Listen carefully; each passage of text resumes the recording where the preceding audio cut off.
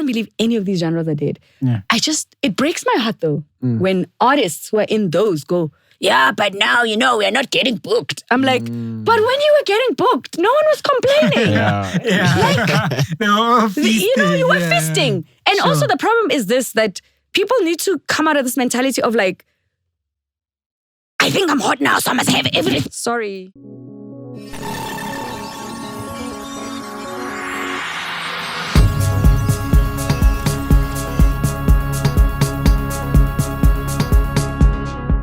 What's good, everybody? This is the Ria and Black Steph podcast, but we're not alone this time. We with. Yo, even I'm tatazelling, We're with She's making you nervous. none other, the queen herself. I mean, like, I would want to box you, but no, you don't like boxes, so think out of the box. Miss Penny Lebyane. None other than. Hello, Ria. How are you? I'm fine, and you? Ria, what the emails? I'm good. What's up, Steph? I'm good. I'm good. So how's your Friday? No, today's Thursday, no? Yeah, Thursday. Your Thursday evening. How was it? It's good. I mean, I had a very interesting day.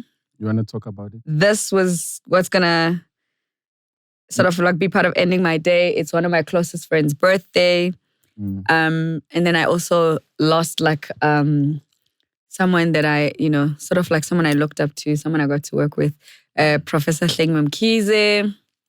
You guys, I don't know, she's in the presidency, women issues. You guys wouldn't know her. But I don't know her. Yeah, know she was the deputy minister of women, I think I saw a post. youth, children, and all of that. You should know her. Yeah, And she was, at some point, she was in basic education. I mean, in higher education, she was the deputy minister.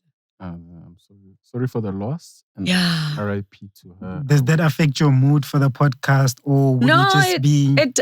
I mean, I dealt with it during the day because it happened during the day. Yeah. But I think the work that I do is inspired by people like her. Okay. So it's just a reminder of like, keep doing the work. I mean, she was like 69, 70. So she has played her part. So now 69, 70. Yeah. So that's like it basically says, you better keep going. Yeah. Because there's still so much work to be done. You are in your 40s, right? Yes. You look so beautiful. You look like you're 27 or something. Yeah, because 27. I feel 27. At No, least you actually look 27. 27. Yeah, I mean, Do you get that a lot though? Yeah, that you yeah. look way younger than your age. Yeah, and AJ, nothing but a number, as Aliyah said.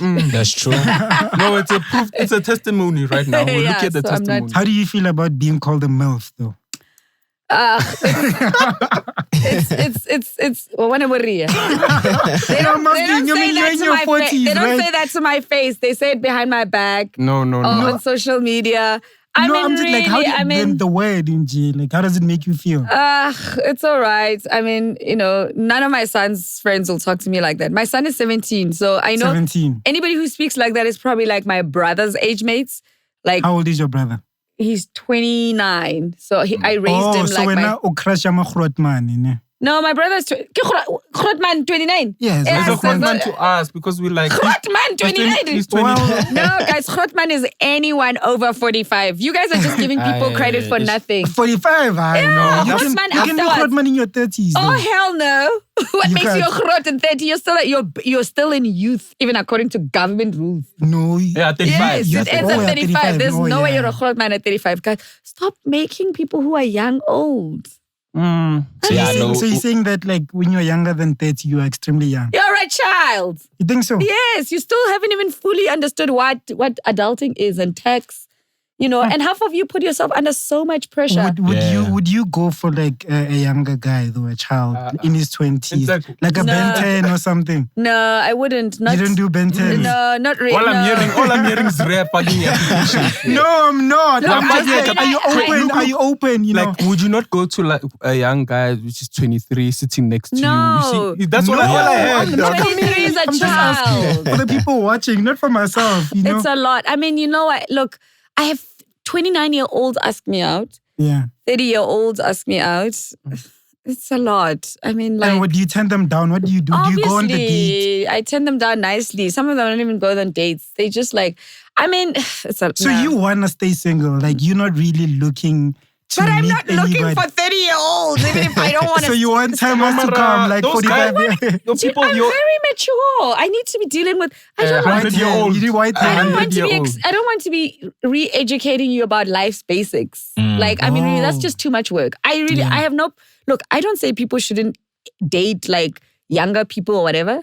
But I always say that if you have a decade of catching up, we probably don't like the same song. Or we're driving through town, I'm like, yo, this, and you can't relate. Yeah. Like, that's just a lot. You're going to be making references from the 80s. Yeah, but and also stuff. there's just things like, I mean, that we used to discuss in relationships at a certain age, and then when are you still battling with it? Like, you know, guys will be like, oh, I just want you to respect me. I'm like,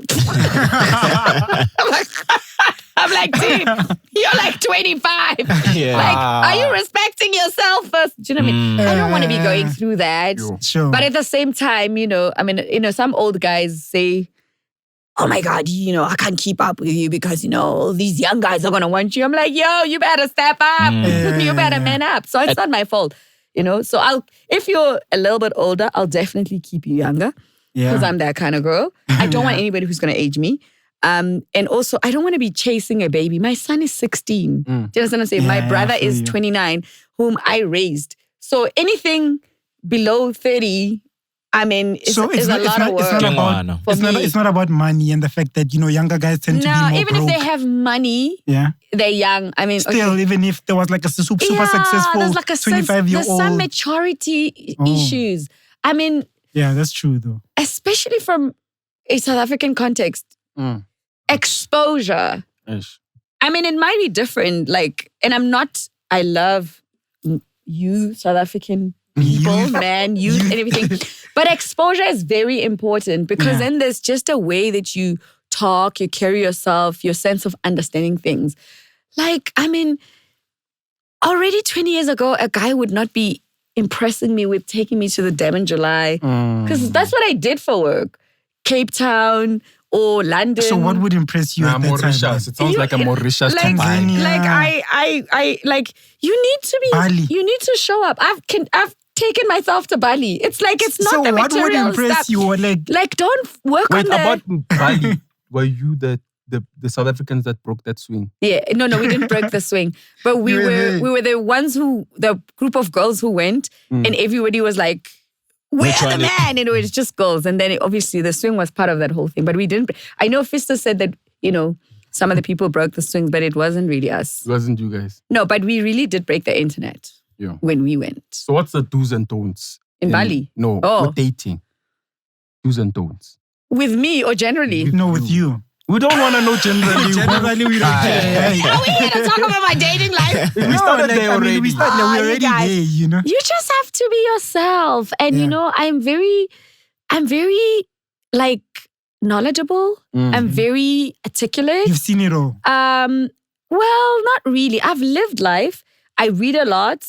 And I engage with a lot with people. So I'm not interested in anybody who's going to find that me knowing something is a threat to their ego. Like, I don't have time for your ego. Like, you just, if you don't know, just say, I don't know. Babe, that's very interesting. You know, inform me more.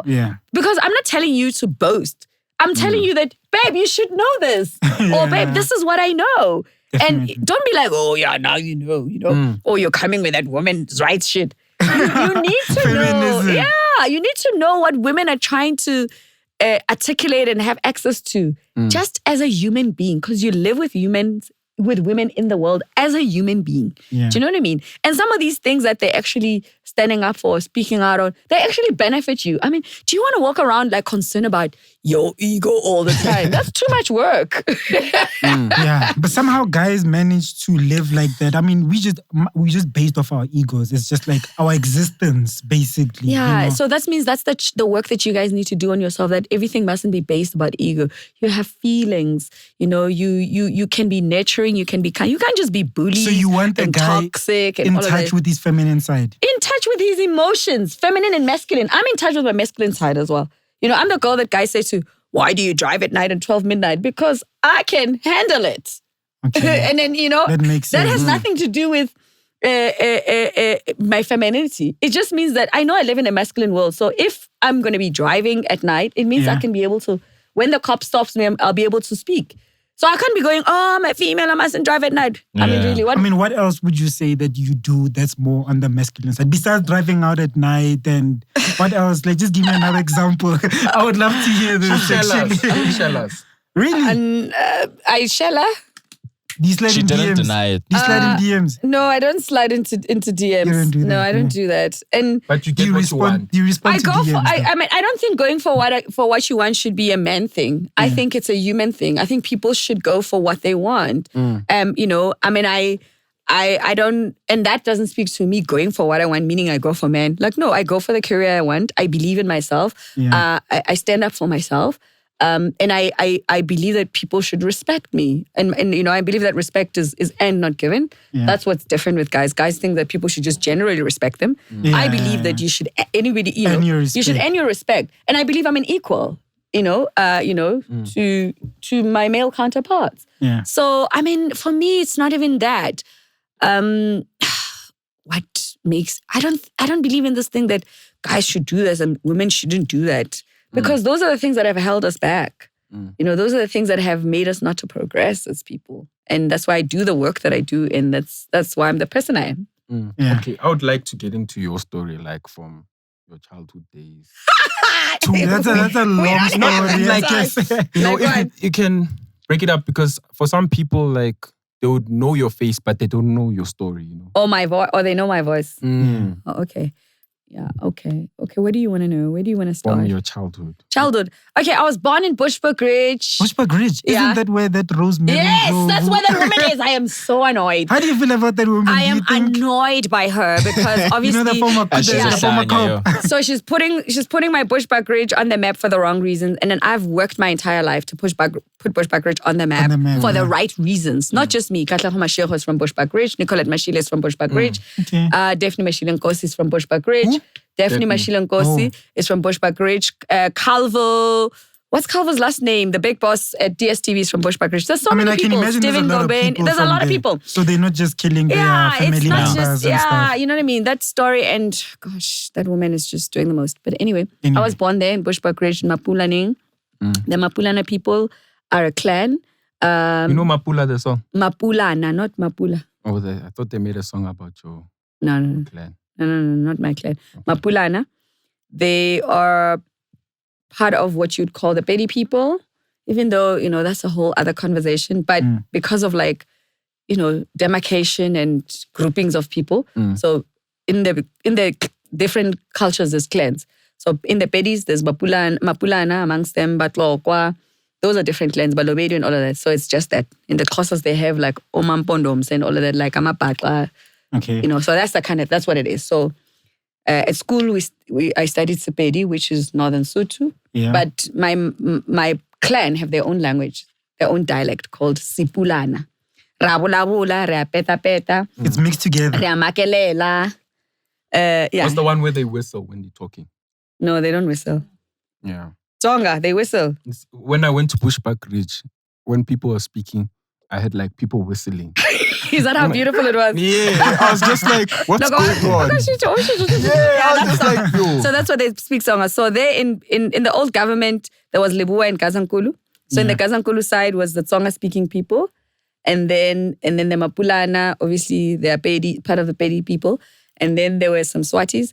And then there are Shangaan people. Shangaan people come from Mozambique. Yeah. Because modern day Mapulaneng is what Kruger National Park is. And you know Kruger National Park borders Mozambique and South Africa. Yeah. Yeah. So yeah, I know my history very well. So Clearly. I do. I take pride in it. So I grew up there Yeah.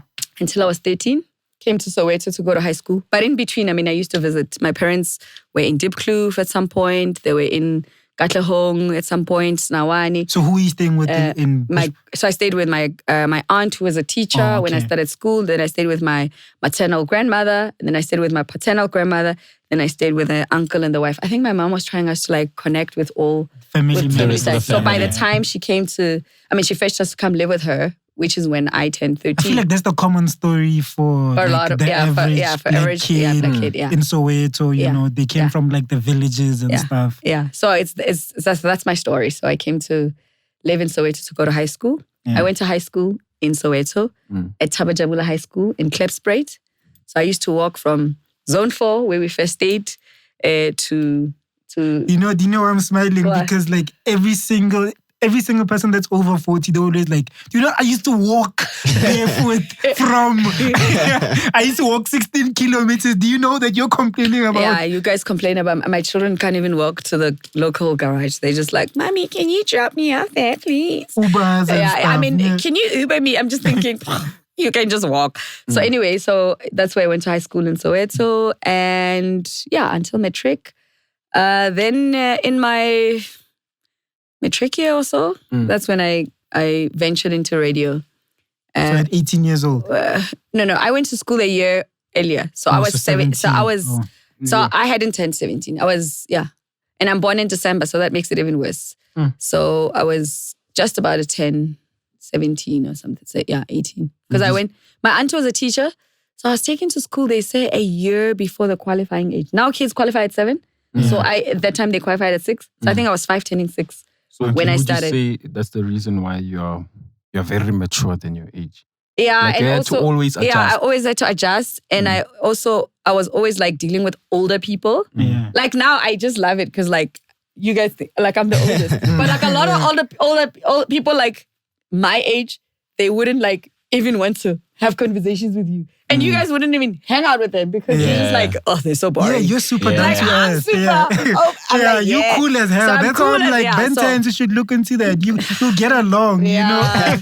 I mean, like, it'll work. It'll see, work. Ria, what the email? Ria, what the email? No, I'm just like, you're super cool, you know? I feel like I can hang out with you, just like, go get I told you, applications are being formed. Go get lunch or whatever. We can hang out, but it's just that I hang out with a lot of people who are like younger than me. Actually, I mean, but you know to keep that boundary. Yeah, one of my closest friends is Kamo. She's like 30. Really? Yeah, Kamo Moth is like 30.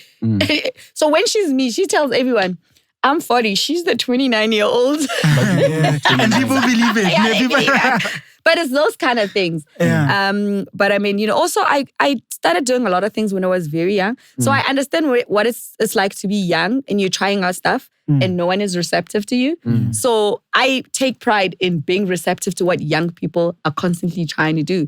And, and entertainment and popular culture is about that. It's about being young. Yeah. And also how when you were young, you tried things and you understand what young people are trying to do.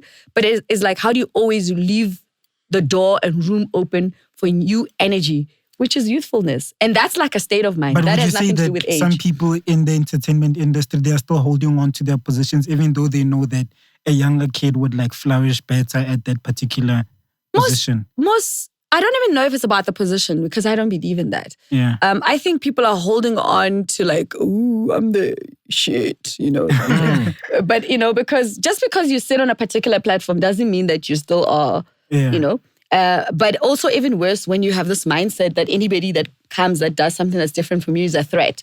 So I don't believe in such concept. I believe that whatever I do, I add value, and I'm not holding on to anything. I'm just being myself. But I don't go around saying there's no room for them because I'm here. So for me, I'm like, oh, come, everybody come, let's join me. I'm like, yo, you need to know what they're doing because you see, there's something that you bring. And there's also something that I bring, but I might be like going into like a different zone and age and, of what I'm doing. Yeah. But there's something else that you bring as you are coming into that. Yeah. And I think audiences, when it comes to popular culture, deserve that. And that's why the American popular culture is the way that it is.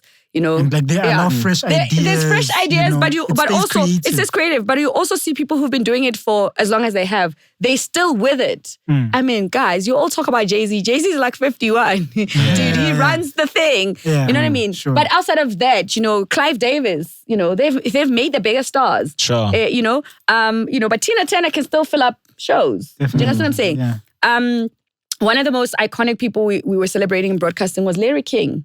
It just worked. Yeah. There's something that Larry King and conversations that he could go into that you might not have the capacity to go to when you're starting out. That doesn't mean that you'll never get there. Yeah. It just means that right now, that person is not going to talk to you with that understanding. And it's like because it's experience and what they've built. I mean, the Australian entertainment industry is similar, the British entertainment industry. I just think sometimes as South Africans, we get so tangled and we have entertainment obsesses about youth, ne? Yeah. But we have a worse version of it. We also like discarding people. Yeah. And we also have a mentality of like, true. you need to disappear for me to exist. I'm like, where did you guys get there? There's enough air for all of us. It's like when people try to compare drip and bar to as if it's like, not everybody can make shoes, you know. Like, I mean, how many sneakers do you wear? There's Converse, there's Nike, there's Adidas, but you don't complain. And I think that's because of like how we're socialized. We were made to believe that there must be someone better, a better black or a better this. And that's what's holding us back. Crabs in the backyard mentality. Yeah, we have crabs in the, you know. And we get beaten by people who shouldn't be beating us in a lot of things. Like if you look at like other countries when it comes to popular culture, when they rise as a force.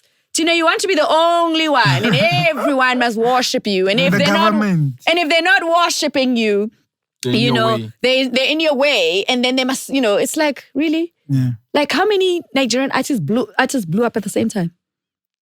How many? A lot. There's Burna Boy, there's Dubai. There's Dubai. You can count They them. still exist. They're still making money. Yeah. You guys, we're like, no, this one must disappear because now this one's 10. Really?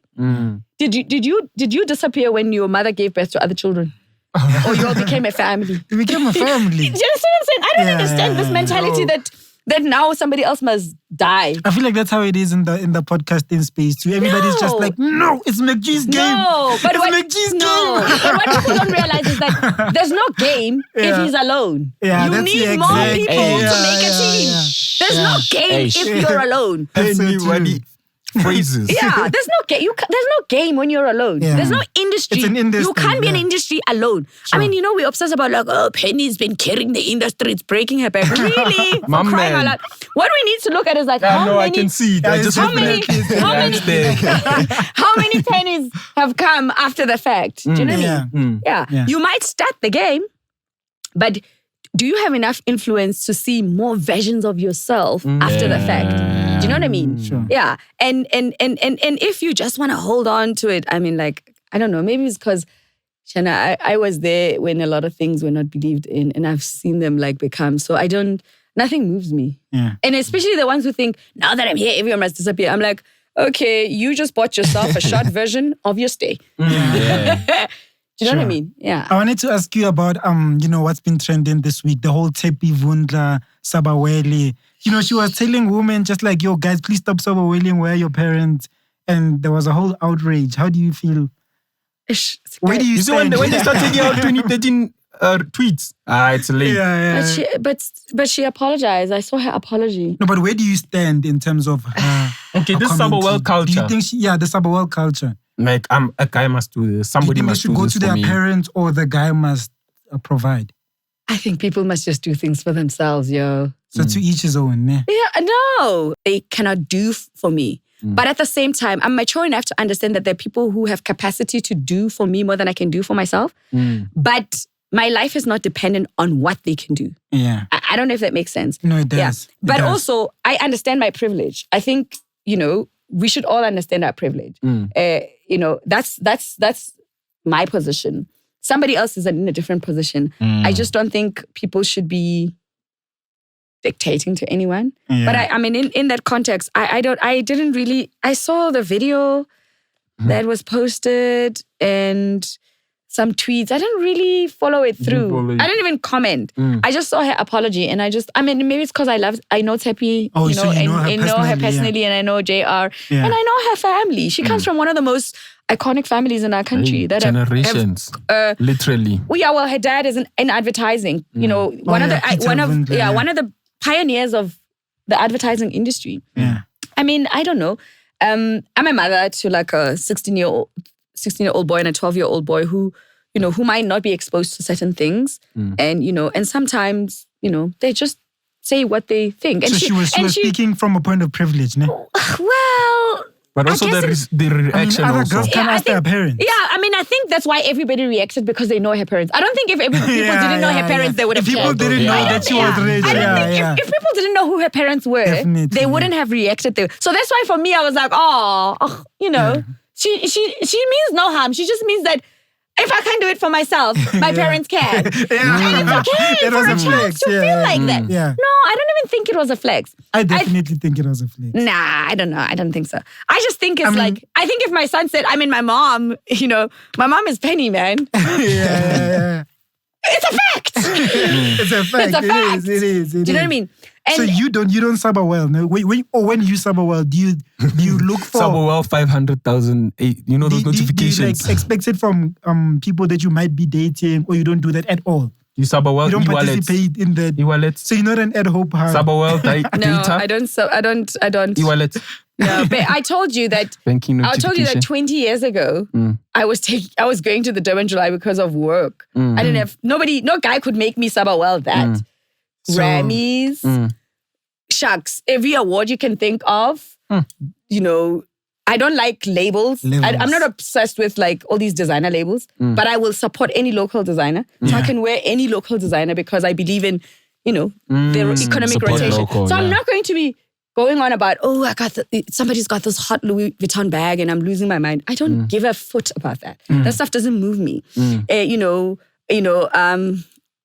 What car, whatever. I mean, like, it's a nice car. If I can get a test drive, it's great. But I mean, the fact that I can't afford it now, I can't. And if I ever do afford it, it's I don't suffer fools like that of like my life must be. You don't have FOMO. Yeah, I don't have FOMO. Like when everybody's like, this is the most expensive weave, I'm like, okay, my hairline is intact. Unless you've been wearing all the weeds for years. I really don't, you know what I mean? Yeah. And then I'm not, so for me, those things don't really bug me. But I mean, I'm happy for the people who are enjoying that. But I'm definitely not. But how do you transfer that kind of mentality to your child? You having a daughter, not to be in that cycle of SBWLing and, Well, I think children don't really hear what you say. They see what you do. I think, my daughter is not coming to me with, things that are age appropriate for her. That's fine. We're not going on about, and we don't have that kind of money to be flashing around and buying designer bag for a 12-year-old. I mean, I know people who are doing that. I socialize with such people, but it's not my life. It was never my life. I didn't grow up in an environment like that, so I'm not going to be starting to do that. That's not me. So I think it's more of like what I am. I mean, my brother will tell you the same thing, or people like Amo who've socialized with me. Like I'm not that type of person. I'm not suddenly like, we gotta be. I don't have FOMO. Actually, I don't suffer from FOMO. Like I have to be seen here. I gotta be with this person. Sometimes I forget the people I know. And how I can use the connections that I have, because that's not what I don't That's get not fulfilled. why you don't look at them like That's why you don't. what can I use this one for? Like my life is not fulfilled by that. I mean, I wish it was, and maybe it's like that because this is how I am. Because if it wasn't like that, I probably would have gotten into a lot of trouble. I mean, it's very easy to get into trouble in Joburg. Because you're SBWLing.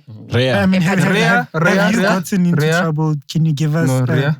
I mean, I'm always getting into trouble, bro. It's my thing. But like, have you gotten into trouble before? Several times. Based on what? Things I've said or done? What? Yeah, like things you've... Just give us an example. Professionally or in a relationship or,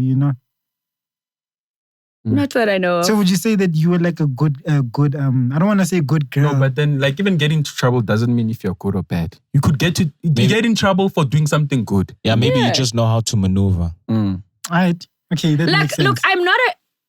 Can we... listen, we can swear. We Fuck swear all here. these names.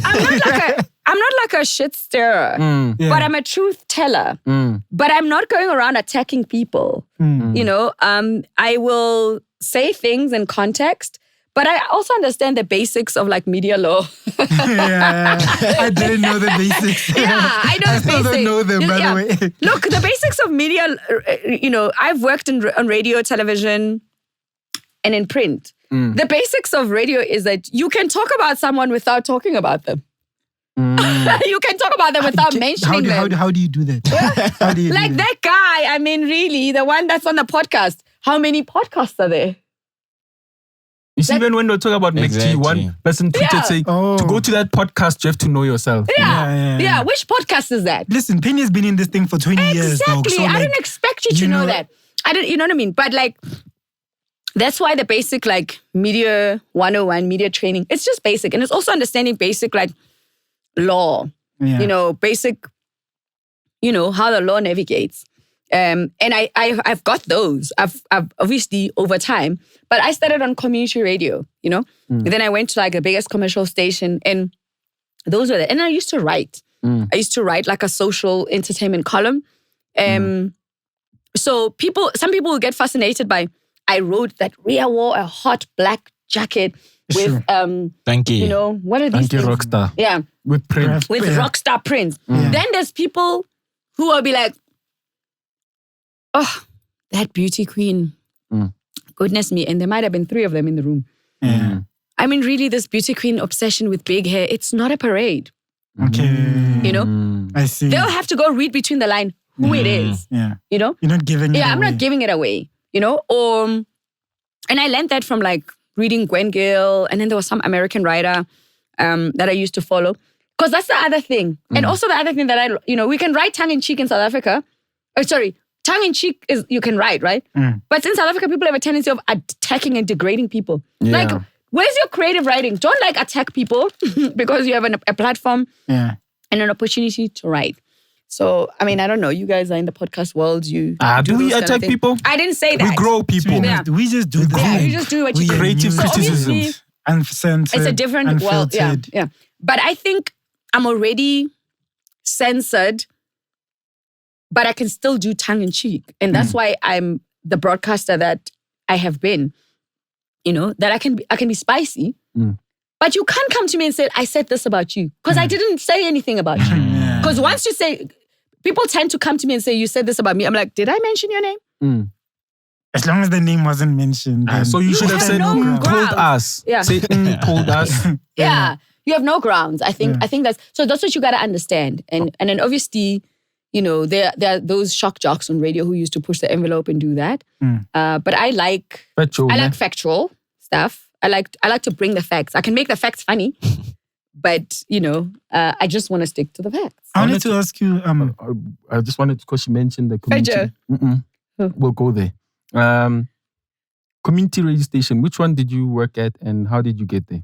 So I worked for The Voice of Soweto, which was based in Fox Street in the Carlton Center. And then I trained at Soweto Community Radio, which is modern day Jozi FM. So actually they merged Soweto Community Radio and Bua FM and other stations. I think there were about 2 or 3 stations in Soweto that merged.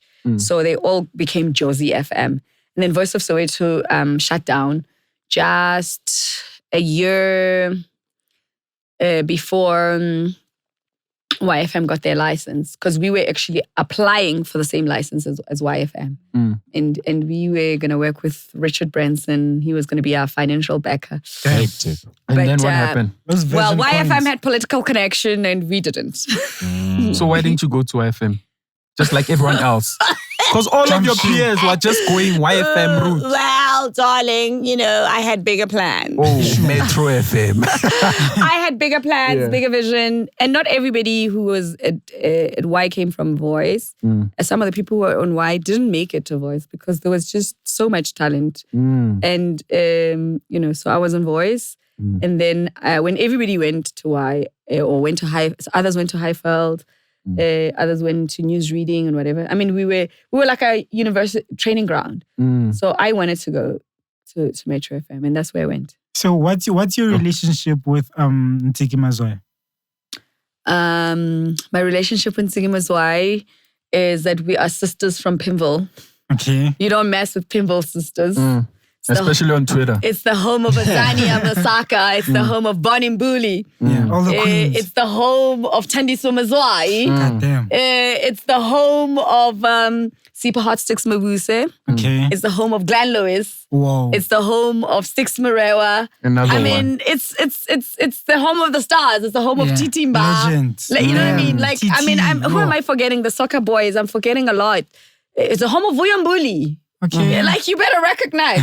Okay, so besides that, then secondly, she's Thandiso's sister and Nomi Superstar sister. And I know them as a collective. And she's a a dynamic, interesting, articulate, no holds barred, nonsense, not taking kind of a woman. And I know what it's like to be different and not everyone is palatable to everyone. Not everyone is going to like you. You're not money. There's people that people don't like. Sure. But, that's that. That's her. That's who she is. And it's not my job to tell her who she should be and who she shouldn't be. She's a smart, fine, intelligent, articulate woman who doesn't care what anybody thinks of him or thinks of her. So my relationship with her, dynamic. She's a sister friend. She's a sister friend. Yeah. Okay. Yeah. Well, she's become that in recent times. Yeah. In recent times. So I wanted to ask you, like, you maneuvering yourself as a young adult in radio, where it wasn't female friendly, I would say. Yeah. How was it? I had a spray gun and a knife. You had a knife? Yeah? Okay. Well, not literally like a stab. Oh. I had a tongue. And did that not piss off people? It did. But I mean, I think, that now I'm saying it, I'm like, I said I had a tongue. I didn't realize that my tongue was like a tool. Yeah. Only now I realized. At the time, you were just I was being just being yourself. myself. Yeah. So I think that saved me from a lot of stuff. I mean, I've been in the industry for as long as I have. I know that people take drugs. I've never been offered any. I was never, in a room with people doing it. I know people do. Not even. Not even weed. Because of my loudmouth. Because I'm the girl who was going on radio and saying, I'm not going to blow my life over this, I think I was also so conscious of self-destructing that I did everything to protect myself that it even became destructive. Okay. Yeah. Like it became... So you would speak out against it even when it really has nothing to do with you. Yes. Because I just, so I know that people do things like Payola. So nobody offered me anything. So if anything... So you were like the snitch. No. She was like the white traffic officer. You don't offer anything. Yeah, they didn't offer me anything. Yeah, you're just like... Yeah, and I know that, women are exploited sexually. Nobody directly came to me and said to me, if you sleep with me, we'll do that. They'll just not give me the job, even if I was good for it. They wouldn't even say, because I said it, I would say, I'm definitely not sleeping with anybody for my radio talent, which I have worked so hard for, and this is how what I deserve. And they're just like, oh, she thinks she deserves that. We are not going to let her have that. I already think I made a couple of like pennies, Yeah. So I was like that. And then I was just like the one who would be like, wow, Rhea gets to be paid 70,000 rands for doing... I think I should also be paid 70,000. I mean, like, really, what makes Rhea special? Yeah. I mean, he doesn't even understand the difference between this and that. And then Rhea will think I'm attacking his ego. That must be difficult. Like, think about it. That must be difficult for people to work with. Like, to have you in... Because I'm telling the truth. It was not about them. I mean... Yeah, it's just that it exposed them. Yeah. So I think so when people say Penny's difficult to work with, everybody's doing something bad. That's my whole point. Yeah. Almost in every company, government, whatever. Like, I wasn't. People are already committing like the crime. So, but I was not there to commit the crime. So you were there to call out the corruption and everything. No, basically. I was just doing what I was doing, and me doing what I was doing exposed certain people. I wasn't even going out to say I'm going to expose Steph. I was just doing my job. I was just like, whoa, this is a hot track. There's a new artist in Nkateko. We gotta check him out.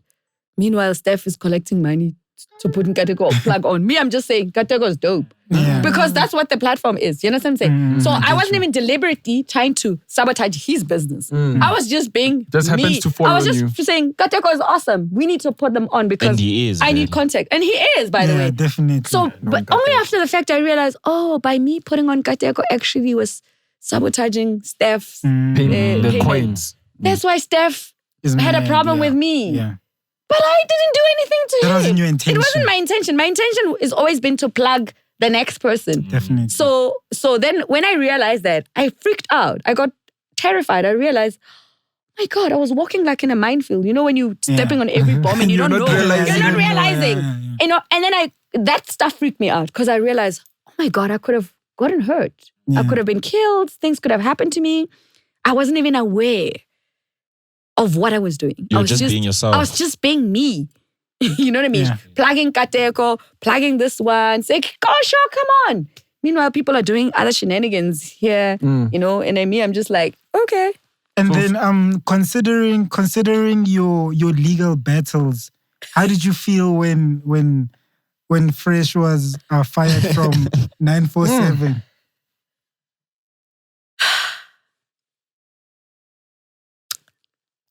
Next question. You don't want to talk about it. That's that radio training. So you're not going to say anything about it? Like, No. right, cool. But, okay. I mean, I have Guys another question lined You have up. never interacted since. Next question. Okay.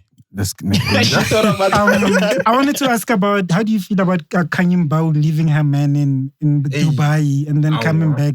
I'm sure that's a bit hypocritical considering the woman movement and the double feminism standards. movement. It's the double standards. What you know? double standards are you all talking If about? they left a girl in Tembisa, who would have had outrage, Yeah, flock he's him, getting cancel him. cancelled. But this is the problem. You know what you guys like doing? What? You like it's citrus, right? You like comparing nachos and oranges.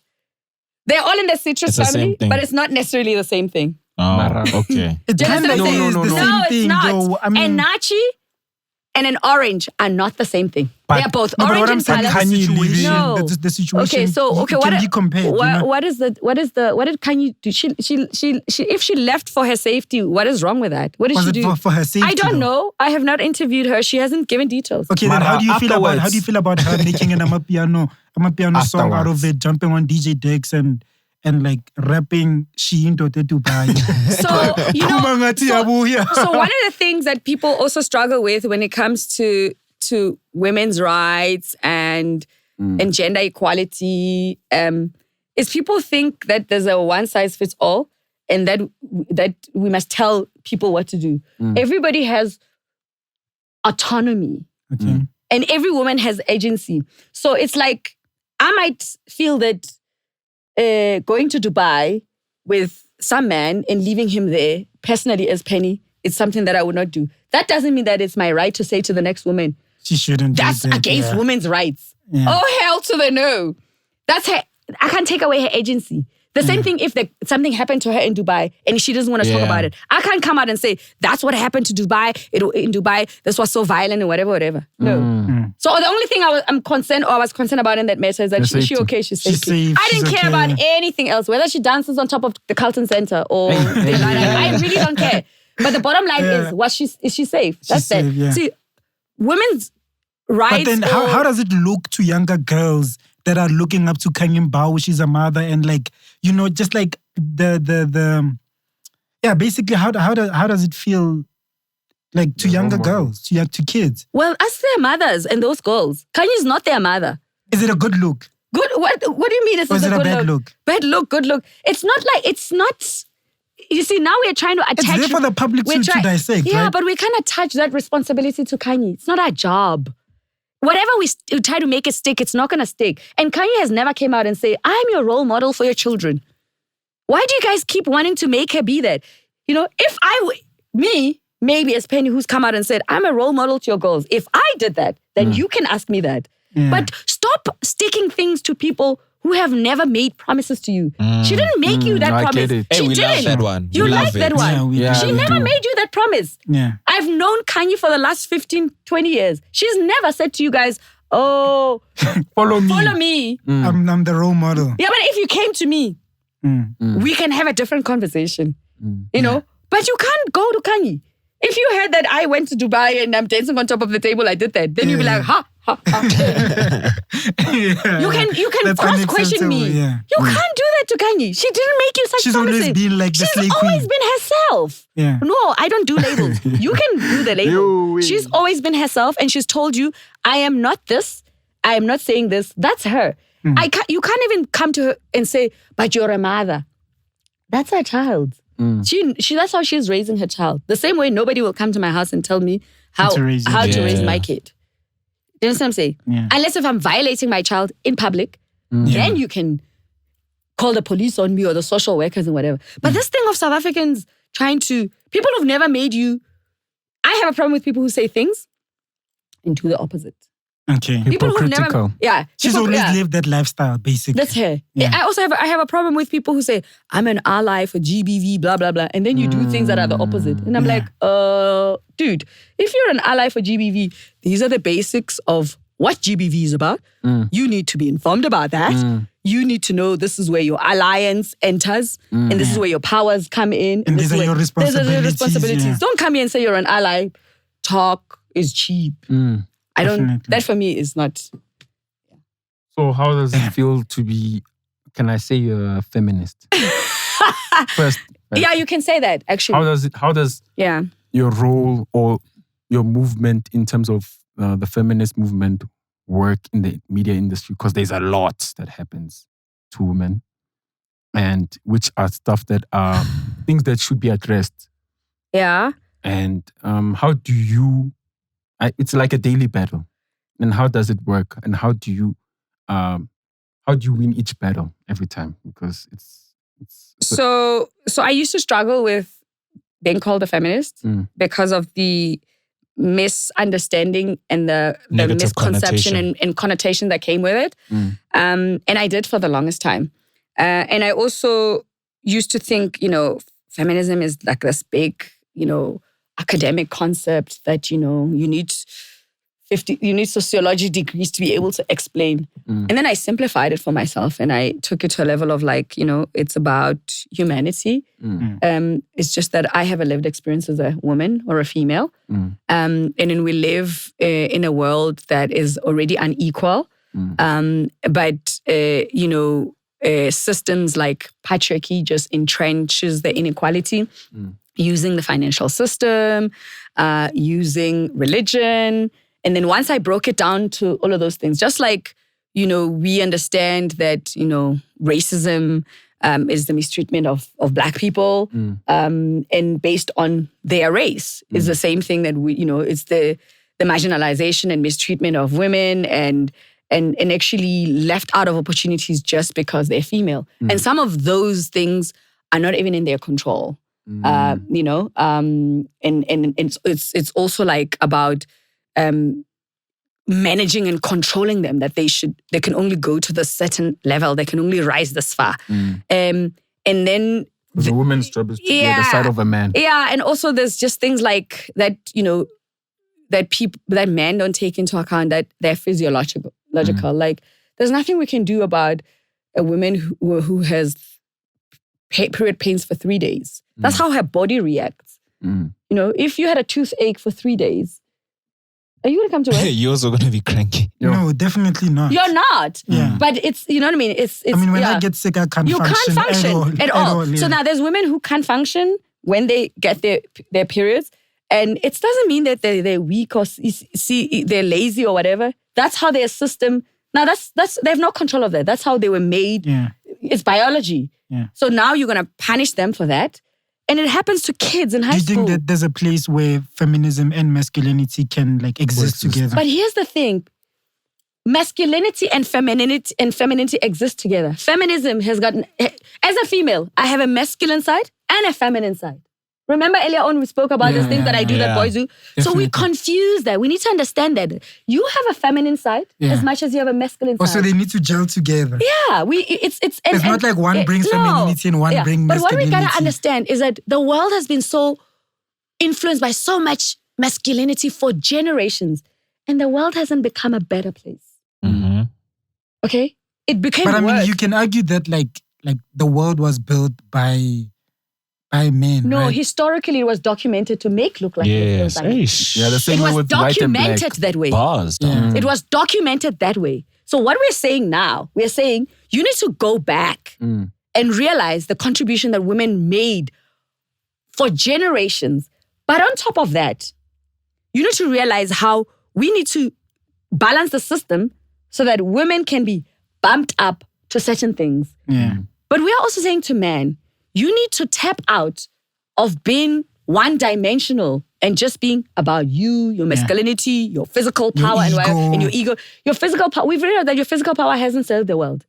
It has just made it worse. It just made it worse. So we're saying, free yourself from holding on to what patriarchy has said and has done. Realize that you have a feminine side. You know that. Do you think that women can be alpha?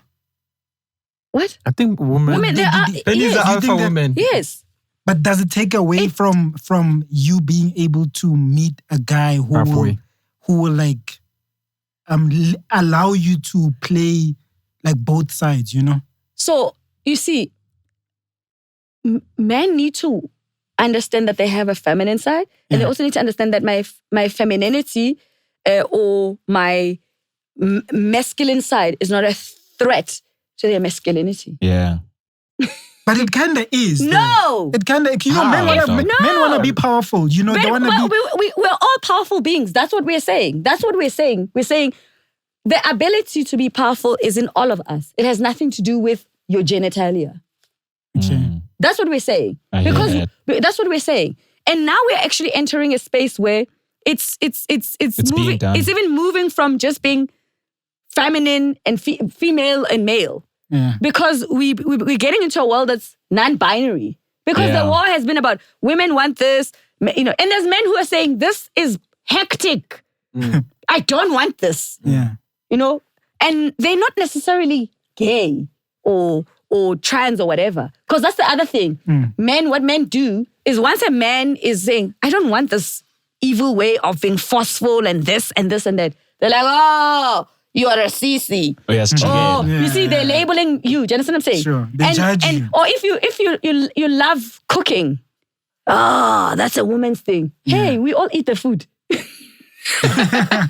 you know what I mean? If it's you wash the dishes, that's a girl thing. Hey, we all like a clean place. Do you understand what I'm saying? So once you remove all of those things in the most simplest way, and it starts in the home with our kids, and then we would be able to say, you know, we're broadcasters when we do this, right? Yeah. What's this thing that you're gonna ask me as Penny? Because I'm a mother of 2. How do you balance your career and children? Whereas there's a guy with 7 children. You're not asking that. Sure. But I mean, I guess you would say that the mother role is different to a father role. All roles are equal. Fathers are as important. So you believe that fathers should be like changing nappies and all that stuff? Yes, they must change nappies. They must buy sanitary pads for their daughters. So both parents must go out to work and like... They must go to work. You want 50%, like 50-50 straight. We must create a harmonious and a balanced situation. If my career can bring in more money and I'm going to go work and then you're going to be a stay-at-home dad, I mean, I definitely wouldn't mind. Yeah, but you mustn't complain. But you mustn't complain that you have to cook, clean the house, because that's just that's what needs to be done. That's what I'm saying. It mustn't be, I must still come back home and cook the dinner and whatever. That's nonsensical, and that's the world that we came from. And then if we did that, all the judgment that you would get from outside, from your friends and all that stuff. You're worried about societal. You're worried about from your family members. No. I mean that's just the truth. And but relationships shouldn't be about all those other people. But you know, black relationships though should be about the 2 people. Definitely. But black relationships, Penny. Yeah, black relationships. It's all the whole about. family. Okay, I'm here to free you. Don't fall for that stuff. Yeah. You know, generations before did that. Free yourself very early. Free yourself very early. Free yourself early. Don't be worried about the next person. Create an environment that's going to be healthy and conducive for you. Huh? Do you understand what I'm saying? Definitely. Don't be recreating that. We all know now that all of those things were traumatic. They didn't take us anywhere. They caused us more harm. You know, that's that. That's what I just want. But I mean, like, when you say they caused more harm, for me, it's like, the world is it that bad? I mean, it's kind of like, but that's... We're never going to live in a perfect world. No, that's we never said perfect. You know, there's always going to be things that are wrong. I said harmonious. I said nothing about perfect. I never brought up the perfect word. Isn't harmonious like much closer to a utopia where it's like, look, it's not Earth, what you gotta understand is that when we deal with something, if we deal with a particular thing right now, sometimes you might be 70% what we need from you. I might be only offering a 30%, but we all achieve what? 100. Yeah. We have a common goal. Yeah. We can't be caught up in, so I don't even believe in, people, they think it must be 50-50. Yeah. You know, that's not life. Because there'll be moments where somebody balances another, you know. But where the common goal is, are we achieving collectively 100? Yeah. That's why it's not perfect. It means that we work towards, sometimes we'll make 76.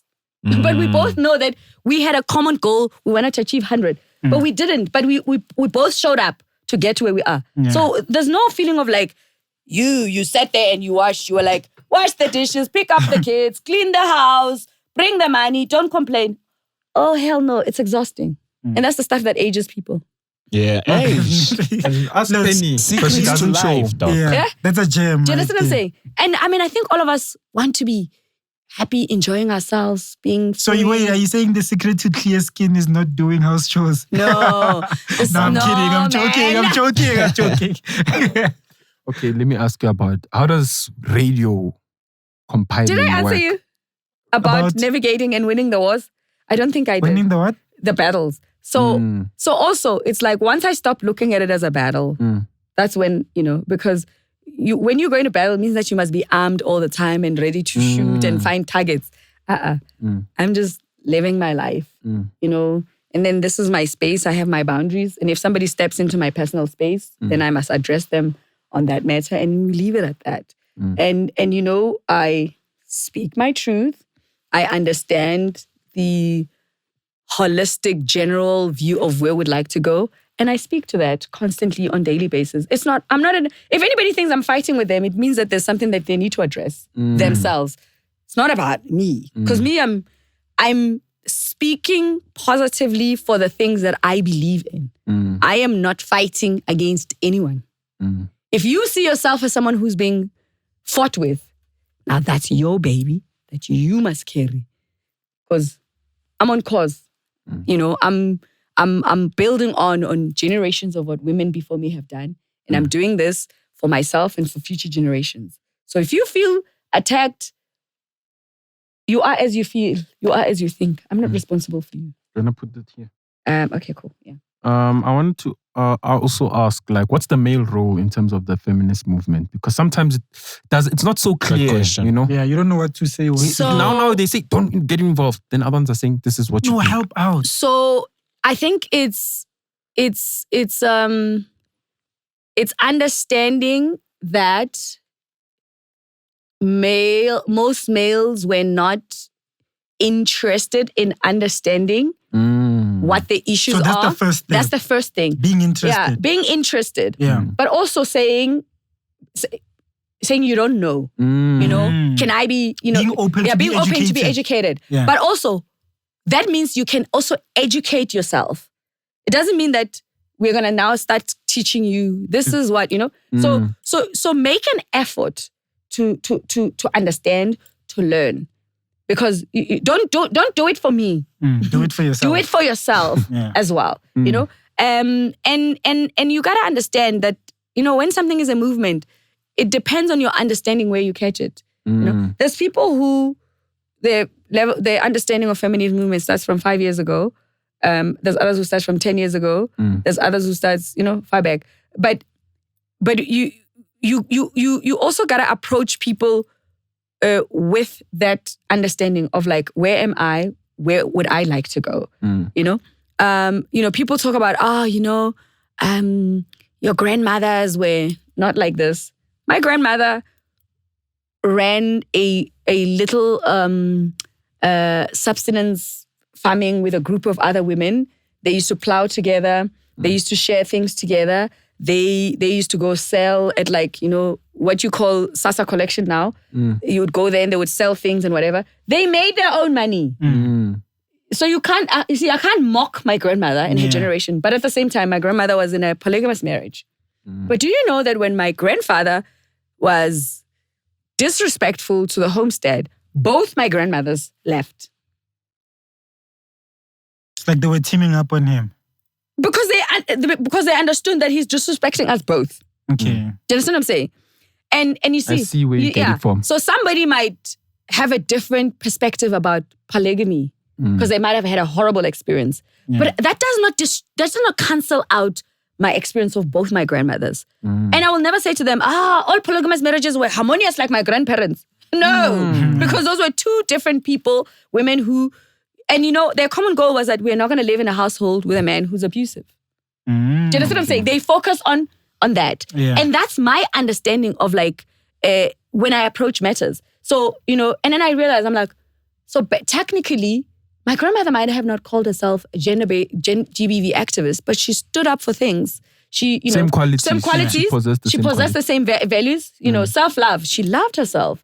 She didn't sit in that relationship and say, I'm going to take it. She said, I'm leaving and I'm taking my bag. Leaving a 13-hectare land. I'm going to go start and build up a small shack. And that's what I'm going to start. The same way I can leave a house in a golf estate and go live back home and live with my parents. The same way Khanyi can live. Yeah. Dubai. Yes. It's the same thing. But you see, so the thing is that once you start thinking... When you look back on that decision, was it the right decision? Yes. I'm telling you about my grandmother. Focus. Because when you look at it that way, you don't demean her because she was a different generation of a woman. She was still on a journey of womanhood and she did that. Yeah. So it's the same thing as today. You're like, are you in a relationship that's abusive? Are you going to stand up and go? Because it's a courage, And this time you might have a degree. You're caught up in the lifestyle and also she also had a lifestyle. You know what I mean? So it's those kind of things. So would you say that your grandma had the biggest influence on you growing most up? Definitely she did. And my mom. And your mom. My mom was like a housewife, but my mom was street smart. Okay. She read. She was stylish. And it didn't matter whether you were a principal or a teacher or a traffic cop or a university professor. She says we are all equal. If you can sit on this chair, I can sit on this chair, I can sit on this chair. And we can all have a conversation. Yeah. I don't have to impress you with a thesis. But we can have conversations about life, humanity, children, and whatever. Because her confidence does not come from the things that she possesses. It comes from her humanity and the person that she is. And those are the values that I'm raised on. And I'm not going to put that aside because, I'm playing Lebyane on TV. Yeah. So tell me about compiling and how does it work on radio? Music. Music compiling. Okay, there are people you who are spoke called... about Payola earlier on, right? There are people who are called music compilers. Record companies come to the station and they present artists. And then, obviously, depending on the, what do you call it? On it depends on how the station is positioned in terms of like the music genres and all of the stuff that they play. Okay. Format. It depends on the format of the station. Yeah. And then they obviously compile the music based on that format. So there will be old music of the same format. There will be new music. There will be bubbling under music. You know what I mean? It's like, that's how it should work. If it's not a label, how do independent artists come through? I believe that as long as it's recorded, it's of good quality, it shouldn't just be coming from a major label. I think radio stations should be listening to music that's a representation of the audience that they cater to, whether it comes from a major label or an independent label, and a known label or an unknown, because the music should be, the quality of the music should be given a platform, but the audience's ear and palate is what should be stretched and exposed to good content. It shouldn't be there from a major, therefore, you know. As long as the quality is good. As long as the quality is good and it speaks to the audience that we cater for. What are you listening to right now, though? I listen to everything. You listen to everything? Yeah. Like I just discovered some girl last week called Zoe M. I'm enjoying Andy. No, not Zoe. Yeah, she's from the Northwest. She's got a song called Supernatural. I'm enjoying Andekula Gold and Davido's High. I'm enjoying Loyiso's Seasons. It's a new song. Doja Cat here. Doja? Zandi. What about Amapiano? Zandi. So I'm coming, and then I'm listening to Amapiano. I've like really just did like a lot of learning about Amapiano. This is how I understand about popular culture, anything that emerges, is that you need to immerse yourself and go in and go understand. Like, go to Amapiano shows, you'll know who the new artists are, who the players are. And it's unfortunate what recently happened with the passing of the 5 young men. That became a heartbreaking fast-track learning for me because I was so saddened by it. I mean, I knew a few. Like, I had MFR Souls coming in, Buhle, I got to chat to her. Who else came in into studio? I mean, a couple of the guys just came in, but I mean, Steph, you would know some of those. Yeah. They would come in, but it was like Bobby slowly. Cooper was there recently. Yeah, you know what I mean? So I was learning, I was literally discovering them through COVID. Yeah. Ideally, under normal circumstances, I would have gone to shows to just go check it out. I met Uncle Vinny in Polokwane at Mikiti, Mikiti, Monate, Moshego. Oh, yeah. I listened to Makadzi.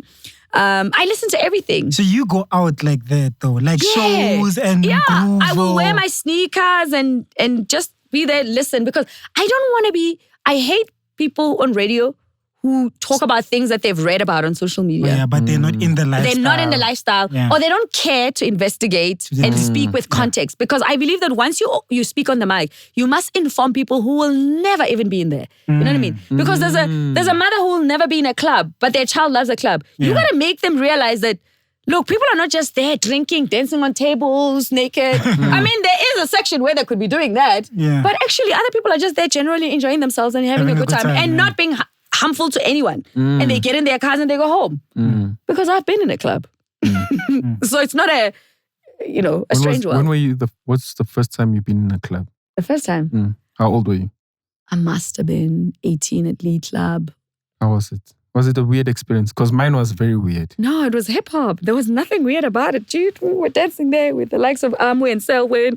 Oh, damn. It was like, Selwyn. Yeah, it was Did you cool. like going out even at that time? Were you like in the streets or not? Yeah, I did. I mean, one of the strangest things I ever did was, I think I must have been like 14, 15.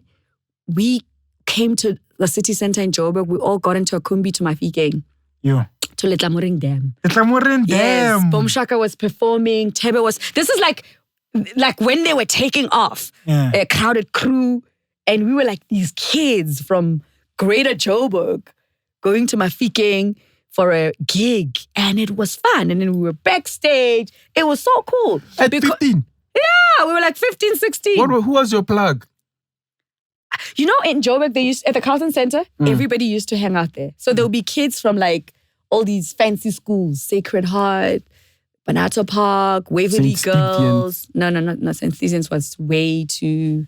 The black kids were not very few at the time. We were not talking about St. I mean, except for Kabelo at some point. I think Kabelo was probably one of the few. Kabelo and the Zwei brothers. So I was at, Drakensberg and all of that. But this is even before I got on radio. Yeah. This is at the Carlton Center.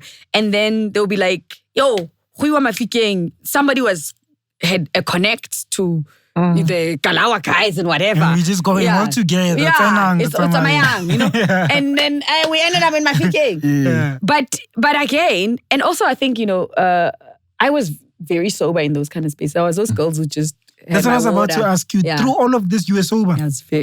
Actually, now I have like, I can have a glass publicly. I was worse before. I would be the sober one. It's usually difficult for sober people to have fun when they're out. No, not me. Not you. No. To have fun with other people. I have natural energy. To have fun with other people. Oh no, I would definitely. So you've never tried like a blunt or like... I did once. And what happened? And I freaked out. You were paranoid. Yeah, I was. So my roommate... How old were you? I was 18. I lived in Yeovil. I was already working though. Yeah. I was sharing a flat with Nomzamo Kumalo, may her soul rest in peace. She used to work at Kaya, but we worked at Voice together. And then, there was a blunt and then I was like, why does everybody smoke this? Let me try it. And I thought, my goodness, I'm going to like die. So I grabbed my bag,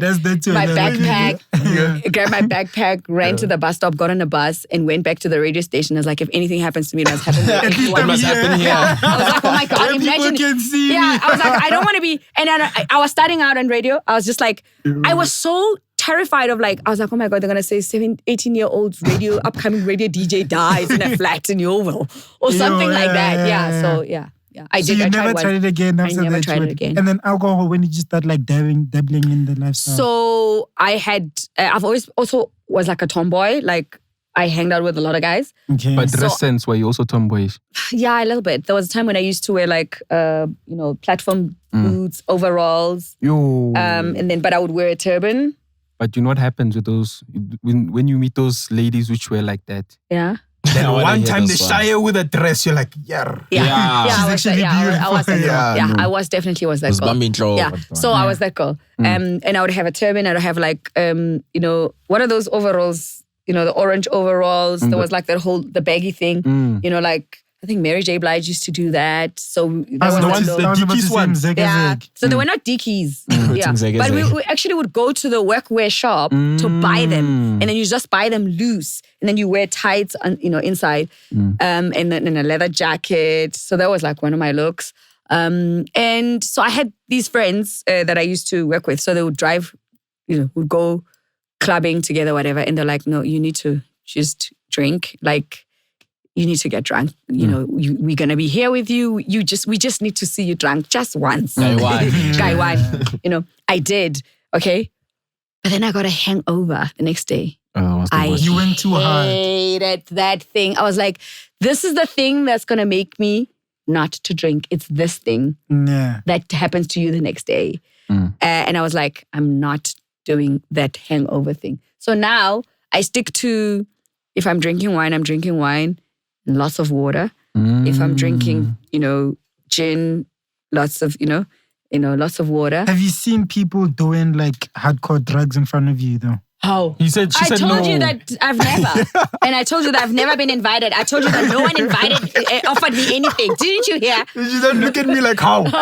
We're here together. I got that part, but what I'm saying is that I want to know, how does SA music and broadcasting meet each other, and how do they help each other? So my understanding is that radio is part of the marketing platforms for music, for artists. You know, that's how I understood that from day one, is that if you're an artist, you approach a radio station to put your music on so that the audience can hear.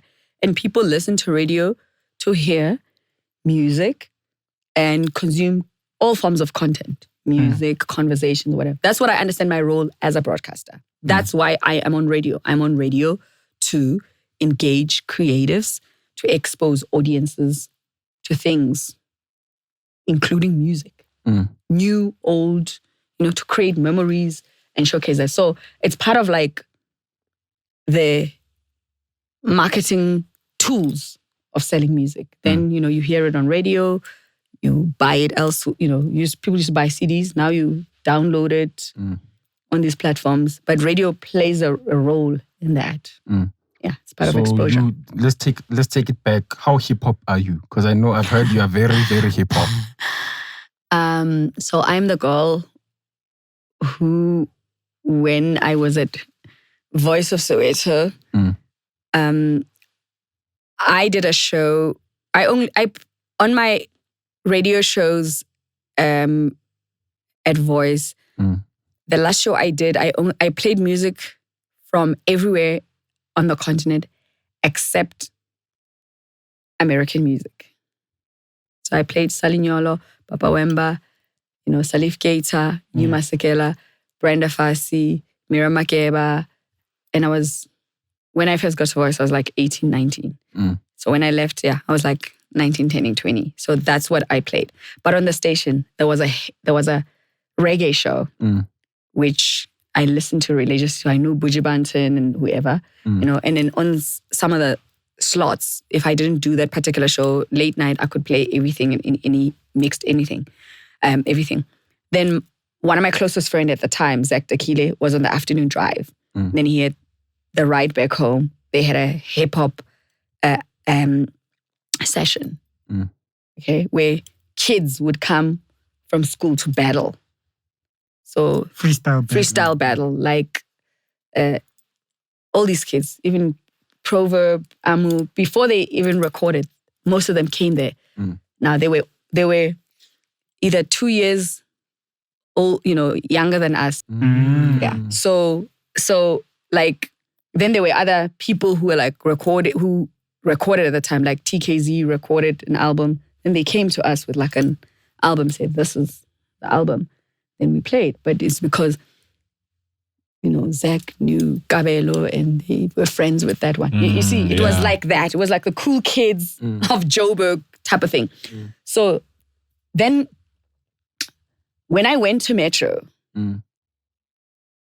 I wrote a concept of unplugged hip hop. Metro didn't play hip hop. Didn't play South African hip hop at the time. They didn't have, artists who had a short show focus on them. I did the top 20. I would interview everybody and all of that and all of that. But then when hip hop was taking off, because Voice shut down, then YFM came, and then Rap Activity Jam happened. But what I'm trying to tell you is that we already had the hip hop show at Voice before the YFM one. So you took the one at Voice to the concept. So the similar concept that we had at Voice is what was at Y. That's, Oskido and them did that. Then when I went to Metro, then I brought that concept. Yeah. Then I called the very Zach to come and produce the show and feed me with like beat makers, people from 1808, and Slag Hayes, they all come, Pitch Black so you Afro. saw at the beginning, at the scratch. So, and then on top of that, Sipho Stole, who was sitting at Gallo Records, establishing a new,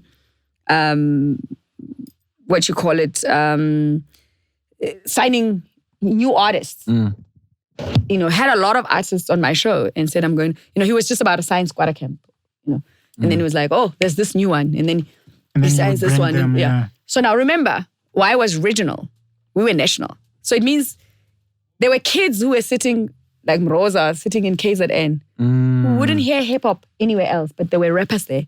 They had it on Metro, on the show that I was doing. So that's how hip hop I am. Pro Kid, Pitch Black Afro. I'm so hip hop. Flabba says something about me in his song. Double HP says something about me in his song. That's how hip hop I am. Yo. So where do you see the state of hip hop right now? Because they sing hip hop feel it. Because you've seen like all levels of hip hop. I've seen like I saw Kwaito emerge. Like I said, I went to Little Moring.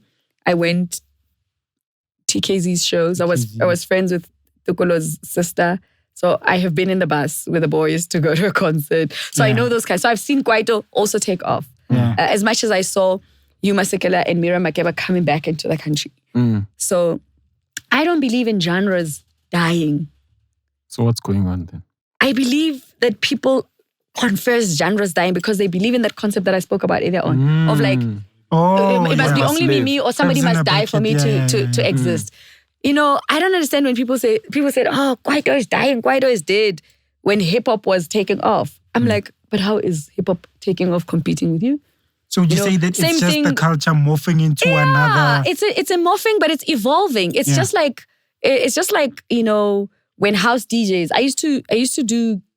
People don't know that I used to be on Studio Mix and I used to promote house DJs in clubs. So those guys would call me, all of them, Mosquito, Glenn Lewis, Christos, Vinny Da Vinci, Fistos, call me, yo, Penny, I'm playing at this gig this weekend. It's me and so, and I would write their names down and then I'd go on TV and say, tonight, at stage. Hey, you are putting Why did you just say that tonight like I've heard it before or something? Yeah. So I'm that girl. And that means that promoters had my number. They used to, so I also know the emergence of the dance culture, of the house music. So I know how all of them signed, to this record label and then they were all getting 5% or 2% and how, I know all of that stuff. You are so cultured. Yes. Yo. So none of the, so when people are like, oh, that Penny girl, she just talks, I'm thinking, do you know what work I've done? Know your stuff. I know my stuff. Yeah. You know what I mean? And I've contributed immensely. Yeah. I mean, when Mike Handlers recorded his video of Eminwe, I was asked to get girls to be in the video. And I was at Voice of Soweto. So basically, I kind of was a casting agent. You were getting the stogo. Yeah, because when you are in the culture of anything, you do anything to help the culture. Yeah. You don't sit aside and say, I'm the star. You say, I make jackets wear the jacket. You know, I got a sneaker plug. You know, you like do-rags. You know what I mean? That's what builds a culture. And that's what I like about Amapiano. Is that they, you know, it's a modern version. It's a movement. And you see, you know, like right now, I'm working on my book and documentaries and things like that. You know, I didn't have a photographer back then. So I must go look for my old pictures and I must talk to photographers who worked for newspapers who necessarily didn't own the pictures. It means now I must buy to the people. But now imagine if there were photographers like there is now. Who were documenting. They were documenting the movement. We spoke about this. Do you know what I mean? So they have the pictures, they document it. If there were video, I mean, the other day I watched Mary J. Blige's documentary. There's a guy who we all don't know. He sits somewhere in New York. He's like, I have footage for when Mary did this performance. He's playing it on VHS, but he has the footage. Yeah. And that footage went into her documentary. Tina, people are sitting there watching. You know, so, And also... All your footage on SABC One. A lot of people. But it's also performance. It's not the culture. It's not on the streets. Behind the scenes. You know, behind the scenes. I mean, I know people like I know I used to go to Thando. I know Ishmael at Thando. You know, I know Junior at Thando. I met Robert Marawa and Glenn Lewis at Thando. You know, and I literally met them. I said, yo, you guys work at the SBC, right? I work at Voice of Search. So I want to put together a demo tape. What do you think should be my demo tape? That's why I made it to SABC, because those guys had a conversation with me, and what they said is what went to my demo tape. And I think if you are in whatever role you play, excel in your role because you're part of building the culture. So I don't think Kwaito is dead. I don't believe that SA Hip Hop is dead. I don't believe that Amapiano is a threat to anything. I just believe that youth popular culture is evolving and representing another generation in a different way. And I think the elements of each is in each genre. Yeah. Do you know what I mean? We started with Mbaqanga. The youth of the 80s and the 70s, they were dancing to Mbaqanga. I mean, if you look at fashion, it evolves like that. Like, you know, denim jacket is a denim jacket. All we can do is put new words that speak to us today. But it's a denim jacket. I mean, you can see. You can see. Do you understand what I'm saying? So I look at fashion that way. I look at music that way. I even, you know, this hairstyle. If you look for pictures of women from the 70s, you'll find this hairstyle. But it's timeless. Do you understand what I'm saying? And I believe that music is like that. And like, I'm so fascinated. Like my daughter the other day I was bumping Lauryn Hill. You know, do up that thing. You got you better watch out. Then my daughter comes into my room. She's 12 and she sings that. I was like, that's my daughter. I love this. Because I listened to that, but she's connecting with that now. Do you know what I mean? But at the same time, you know, my niece is bumping Amapiano because, you know, she's a kid in Soweto. Because it's about exposure. But there are young people who are embracing music and popular culture. So I don't believe any of these genres are dead. It breaks my heart though when artists who are in those go, yeah, but now, you know, we're not getting booked. I'm like, but when you were getting booked, no one was complaining. They were all feasting. You know, you were feasting. And also the problem is this, that people need to come out of this mentality of like, I think I'm hot now, so I must have everything. Sorry. It was not easy. 2,000 years later. You don't need to maintain any friendships. I have lots of friendships to maintain. But on this podcast. But my friendships are based on truth. See, that's what we want. Yeah. Wait, what does that say? Let's pick it up. I am enough. I am enough. I am the truth. Yo. At what age did you get those? Tatted on her. Oh, these ones I got recently. This one I got last year. This one I got the year before. Do you think you're gonna get more tats? These are two I got maybe after 20 years of having nothing at all. No, having tattoos, and I just never got anything else. You have like on your ankle or something? I just have on my leg. Oh. Is that Arabic or something? No, this is Ghanaian actually. What does it mean? The rite of passage signs of the Ashanti people of Ghana. Wow. Okay, but what does it mean, like in terms of fearlessness, valor, strength, and learning from the past. And then Sankofa, we are all together in it. Yeah, it's African stuff. Your whole message, basically. Yeah, it's me. Yeah. This is the story of my life. I keep walking. And it's on your leg. And it's on my leg. That's dope. That's it. That's We were what's up. speaking about SA hip hop. Oh, yeah. Yes, yeah. So I was saying that, I believe in the strong foundations of what South African popular culture, stands on. And I know personally that, we did a lot of work in building South African hip hop. And it's disheartening that people say things like, oh, there's no space, it's dead, And I just think that's a mindset that artists generally need to shift. Creative people need to stop limiting their thinking in this mindset of like, people need to understand that when you start out, you're hot, then you build, then you get established, and then you can become a veteran, a legend, whatever. And when you make music, not all your songs are going to be a hit. Yeah. And that's okay. You can't be making music to just make hits. And I know that making hits is important. But that's not the important part why you do what you do. It can't be, because if it is, the music industry worldwide would not exist. You will have great songs that are not necessarily hits. Yeah. And then you'll have great songs that carry great messages that might not be the top selling songs, and you'll have a lousy song that's a top selling song. Yeah. So, and I think sometimes I hear a lot of artists, they worry about whether they're making hits or not. And therefore, because they are not the hottest thing right now, then they believe that what they do is not important. I mean, I just think, imagine if I thought I'm not, significant in broadcasting. This country would be poorer. I'm telling you. Do you understand what I'm saying? Like, I would... You're a national treasure. My contribution would be... Do you understand? So already, you're fighting people who look at you like that, and then you're doing that to yourself. You're saying, I don't matter. I don't add any value because, now, there's so-and-so. Even God would be disappointed in you. Definitely. Do you know what I mean? Yeah. I think they need to see that even when what's bumping on the clubs is Amapiano. There's some people who are not listening to Amapiano, who really just want to hear good hip hop.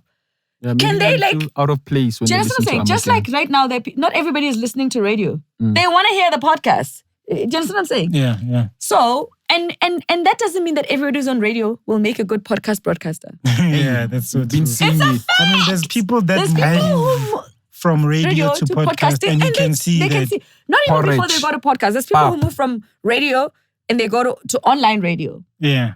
They can't even crack it there. Yeah, they don't. Do you understand what I'm saying? Yeah. And it's not going to be like, you see, like, I worked for the biggest station at 21. When I had to leave Metro after 15 years, it was mind-boggling that, oh my God, what happens to me, And I realized that what I have got to offer is outside of where I work. It's like if you're on the biggest station and you do drive or afternoon, you've never worked midnight, you don't understand other time channels.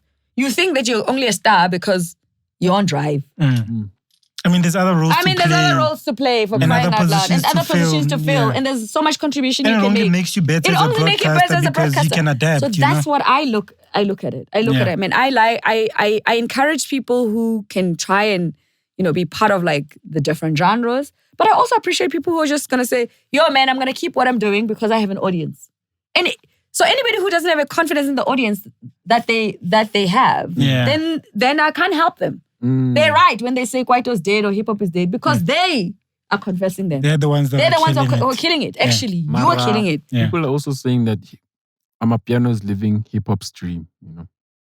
In terms of and I understand because the world is looking for people who show up as themselves. And I'm not saying hip hop didn't. I would say most of it didn't. Yeah, but I think it could have been like a misunderstanding of self. And those who were pushing that were not backed up to be more.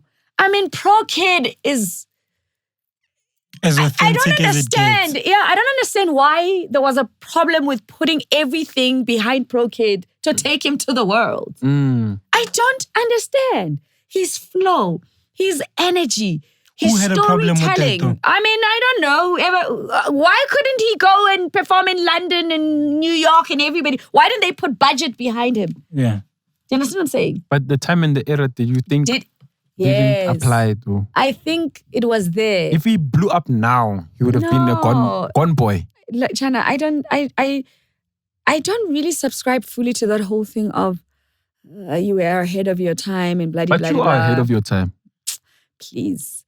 I wasn't the time that I was meant to be in to contribute what's necessary then. I wasn't going to achieve certain things then. You were not going to achieve everything then. But I'm grateful that I'm still here. There are things that I can do that I couldn't do then, not because the audience was not ready for. It doesn't mean that I was ahead. It just gives me a different context. Technically, it means you're ahead. They're not ready for you. Are you telling me that God made a mistake on the time that I was born? No. Meaning that you are supposed to start then to change now. You see? And I think part of what I did has brought us to now. Exactly. Yeah. And you know what I mean? So what I'm trying to say is, 2005 ProKid to 2010, Pro's music still speaks to today. It's timeless. You know what I mean?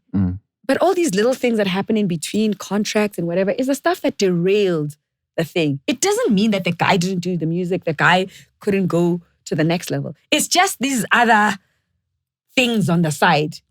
Other factors.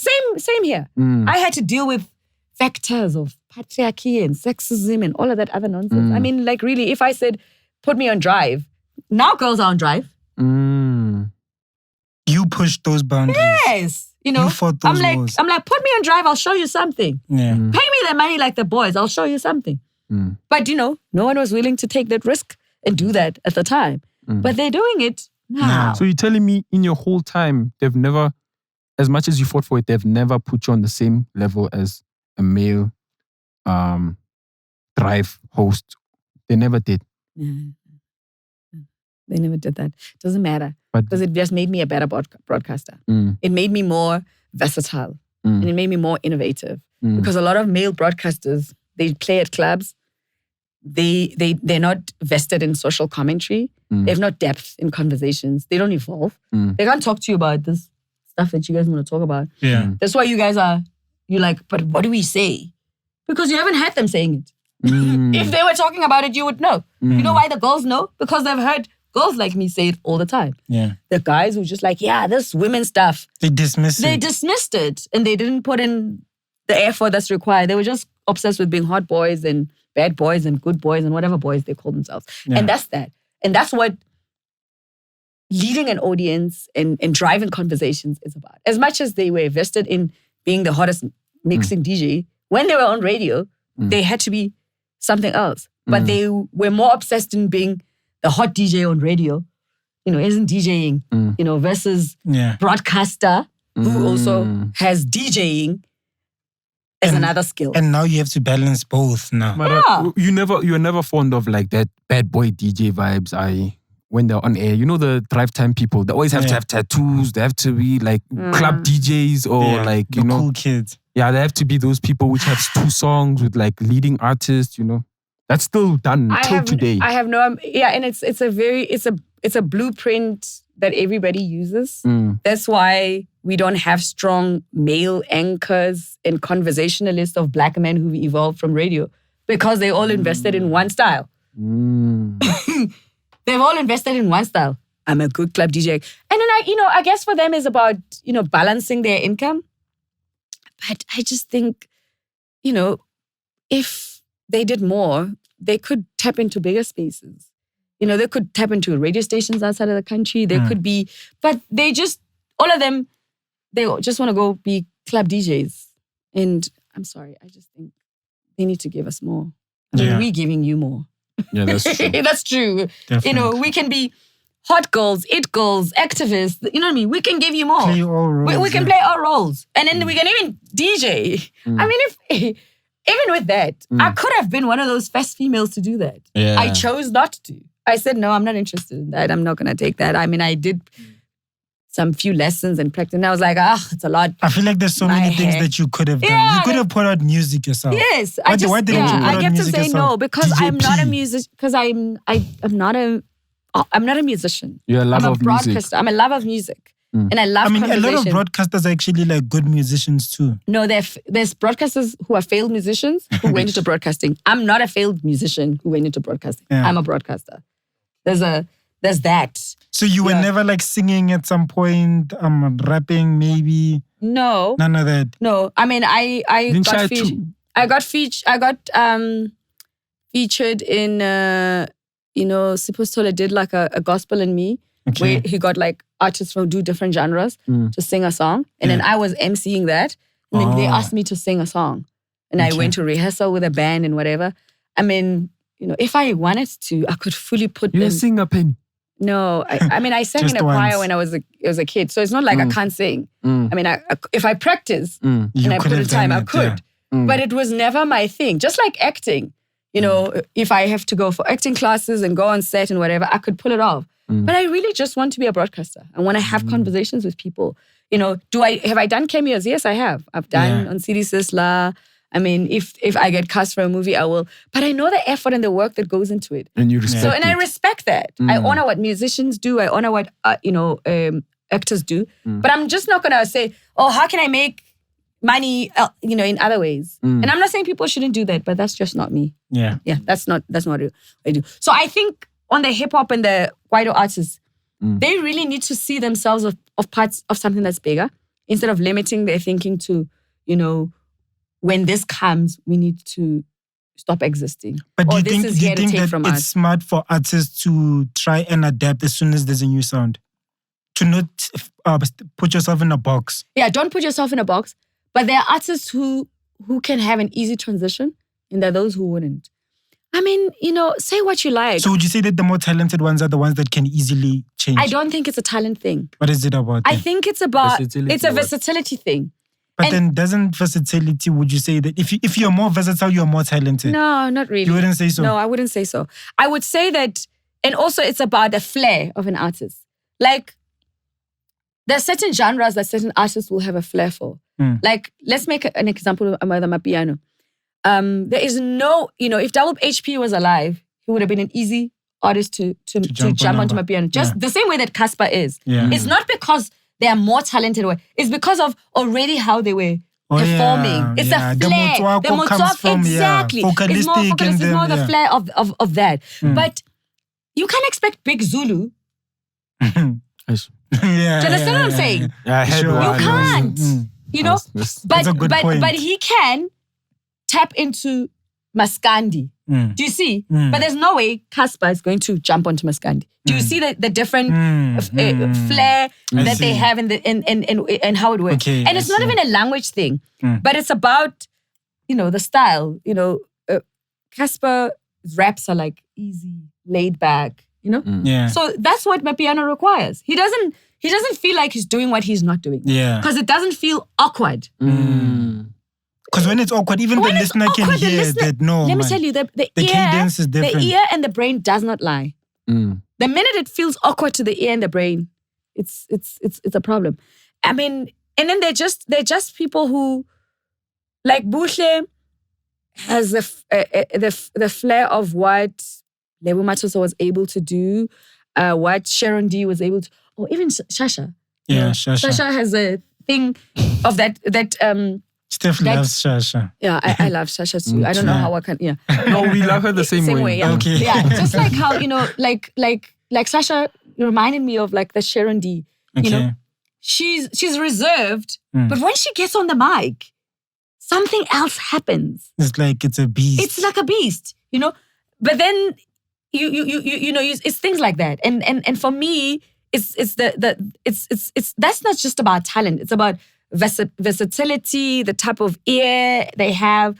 I mean, Shakana sings effortlessly when she does, whether you call it R&B pop or whatever. Yeah. But she doesn't have to convince you. You're just like, oh my God. But her music is laid, in a way that it just appeals. But I'm not expecting her to try and do an Amapiano song. I mean, I'm not saying she can't pull it off, but I'm just saying that she doesn't even have to worry about that genre. You know what I mean? Because that's only for people who have managed to certify themselves really well in the position that they are in. Like, I'm sure she kind of has a couple of summers. She's done really well. Yeah. Not everybody can be like, my fan base is strong enough like that they will ride with me through whatever sound I'm putting out, you know?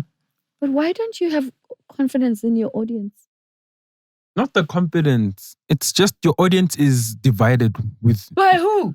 No, the audience right now, they're going to listen to you at 1 o'clock, but by 12, they're going to listen to somebody else. But it's their right. It doesn't mean they're not listening. So, they can't listen to you alone you anyway. know what we call our fighters? They don't have fighters. Nah, you guys, you underestimate your audience. You know, this past weekend, we went to a Jabba Jam, right? Yeah. We didn't play any Amapiano. We all had so much fun. We played 90s hip-hop, R&B. Do you know, there's people like that who don't even know what the hottest Amapiano song is. But nobody's catering for them because everybody is obsessed with what everybody's doing that's new. Do you understand what I'm saying? Like there's no spots for them. Where do they go when they all want to go hang out? There's nobody catering for those people. There's a whole... If we just look at the past 27 years of democracy, those people were in their 20s 27 years ago. They still enjoy music, this. Where do they go? They go to Bahama, Guatemala. Steph, come on. I've been to that spot. But you know what I'm trying to say? There's a market for that. You know what I mean? As much as, Uncle Vinny is the king of shaking shoulders. Of Bram. Yeah. Chena, the king of Bram. Yeah. There's some guy who wants to just take it easy, get his social Sunday. You know the social Sunday market is very big. Do you hear those people complaining? And they've got the... They've already got buying power. Yeah. Look, youth culture is fast-moving cash and everything, but it gives room for the next level. But that doesn't mean that when you move to the next phase, it's the end of you. You can decide it's the end of you. Yeah. It's your decision. If the artists are saying it's the end of me, well, I can't. You decide your own destiny. You design your own destiny. Yeah. You know what I mean? That makes a lot of sense. Earlier on, you spoke about like the passing of those young gentlemen, which were, I'd say, the front figures of Amapiano. Pioneers. Yes. Yeah. So I would like to ask you, like, what's the O.Gs' involvement and how can they be a part of their careers to guide them, A lot of the times, you won't hear like old OG saying that I talked to this guy before he fell, Sometimes you hear the stories like, oh, I told him, stop doing this. And then he comes back to tell you, yo, no, somebody told me. It's hard to let them meet at the same point because if they're not competing with each other, they don't see eye to eye, I don't even think that people should be talking to each other about, what's wrong that they're doing. I think people should be talking to each other about what great things that they do. You know why I'm here? Because I think you guys are doing something amazing for podcasts and popular culture. You're telling stories of your generation. You're going to make a lot of mistakes, Ria. And you have to, because that's how you're going to learn, But I am not going to come out guns blazing and write you off because I know what it's like to be a young person trying to be heard and be seen. The worst thing you want is people who you look up to putting you down. Yo, and that hurts. That hurts the most. Yeah, it hurts the most. Or if they don't even if they don't see you. Yeah. Or hear you. I mean, I'm not looking for any recognition, but when they put you down, that's when it's like... Because you're just saying, yo, I'm just trying this out. Exactly, I don't know what I'm doing. I'm going to make a lot of mistakes. You would expect them to understand. So I feel like the same way that adults feel like young people should come to them, I think adults should also avail themselves. Yeah. I really... And I'm talking from a place of privilege because I'm an OG. Mommy. Yeah. If I don't avail myself for the youngings, then what makes me an OG? I'm an OG for who? For myself. Also, what's the point? What's the point? Yeah, you don't That's deserve being the- self-absorbed, self-obnoxious. If more people thought like you, we would like this culture would be way better. And I think that's what people don't realize. They don't realize why we like the American culture is because of that. Yeah, like that, yeah. It's because they're like They that. know that they can reach their know heroes. They know who paved the way for them. Yeah. And they borrow from each other's elements. You know, Beyonce borrows from Tina Turner, Diana Ross, you know, Ella, everybody, Billie Holiday, because they paved the way. Yeah. Do you understand what I'm saying? And even her audience understand that's what the influences are. Why, Tina, don't we want to acknowledge by your influence by Brenda Fassie? You know what I mean? Lebo Mathosa. And you know what? You can take good out of people and leave what you don't like. That's but acknowledge the good that you've benefited from. You get what I'm saying? Definitely. And so I think the O.Gs must also, you know, step up and avail themselves. As much as the youngins will Dismiss them. will reach out and be dismissed. And also, I mean, look, some information that I give you today, you might not use today. You might use 5 years from now, 10 years from now. But am I being true in the information that I'm giving you? Or am I giving you the information because I'm threatened by you? Aish. You know what I'm saying? Yeah. So me, if I talk to, when I would speak to young women who are getting into radio and television, whatever, I'll talk to them about the pitfalls. I'll talk to them about things that they need to look out for. You know, there's that hashtag, use it, don't use it. I mean, I really can't force them. I can't say, I'll say to them, Gateko, Charles every girl in his vicinity. But I'm not saying he's going to chow you. But that's his rep for the last 10 years. So know that he's a chowist. So when you go in there with your eyes wide open. What I don't like is for me to go, ha, wait till retlabona or na. Go tla jewa motho. Go ya scamp. Wait till motho tlo jewa. Motho tlo jewa. Do you understand what I'm saying? Yeah, like that's not gonna help us. You know, I will have that conversation with you and say, babe, you know, he's a good producer. But be careful. But be careful. You know, use it, don't use it. And whether you go tell the guy that I said that or not, it doesn't really matter to me. Because you were still just looking out. I'm still looking out. And that guy better know that I know that that's what he does. Yeah. It's not personal. Do you get what I'm saying? Yeah. But also it's like, you know, if it's music, you know, we got to understand this is how the record companies work. You know, this is what the international cats are looking for. Make sure that you hold it down for the culture. You know, like when you go all the way, like you're saying, Amapiano is living. I mean, there were artists who used to go perform in London and all of that. But the question is, how do they build on those networks to go to the next level? Guys, Wizkid fills the O2 Arena in 12 minutes. I saw them sold out 3 days, bro. 12 minutes sold out in 3 days. So we're sitting here bickering about whether Amapiano are in London or not. We need to send more. Yeah. You know, the other time I watched that This Is Pop on Netflix, and I was saying, I watched this Swedish episode where the Swedes just exported producers. I was like, can we just exploit Amapiano producers and the Amapiano sound take over the world and all the money must come back to us? Do you know what I mean? Stars, producers, dancers, whatever.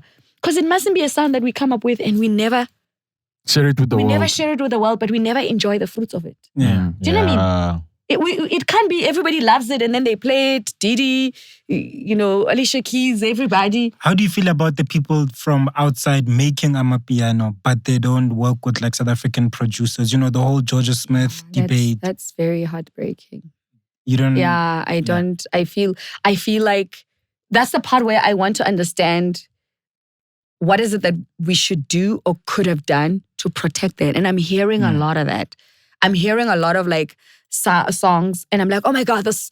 And let me tell you, you got to have that kind of ear when you hear a song that you're like, that's South Africa. That's a South African song. Yeah. Do you know what I mean? And it should bother you. Recently that happened to me. I checked out a song and I was like, who produced it? And there was no South African and my heart was sore.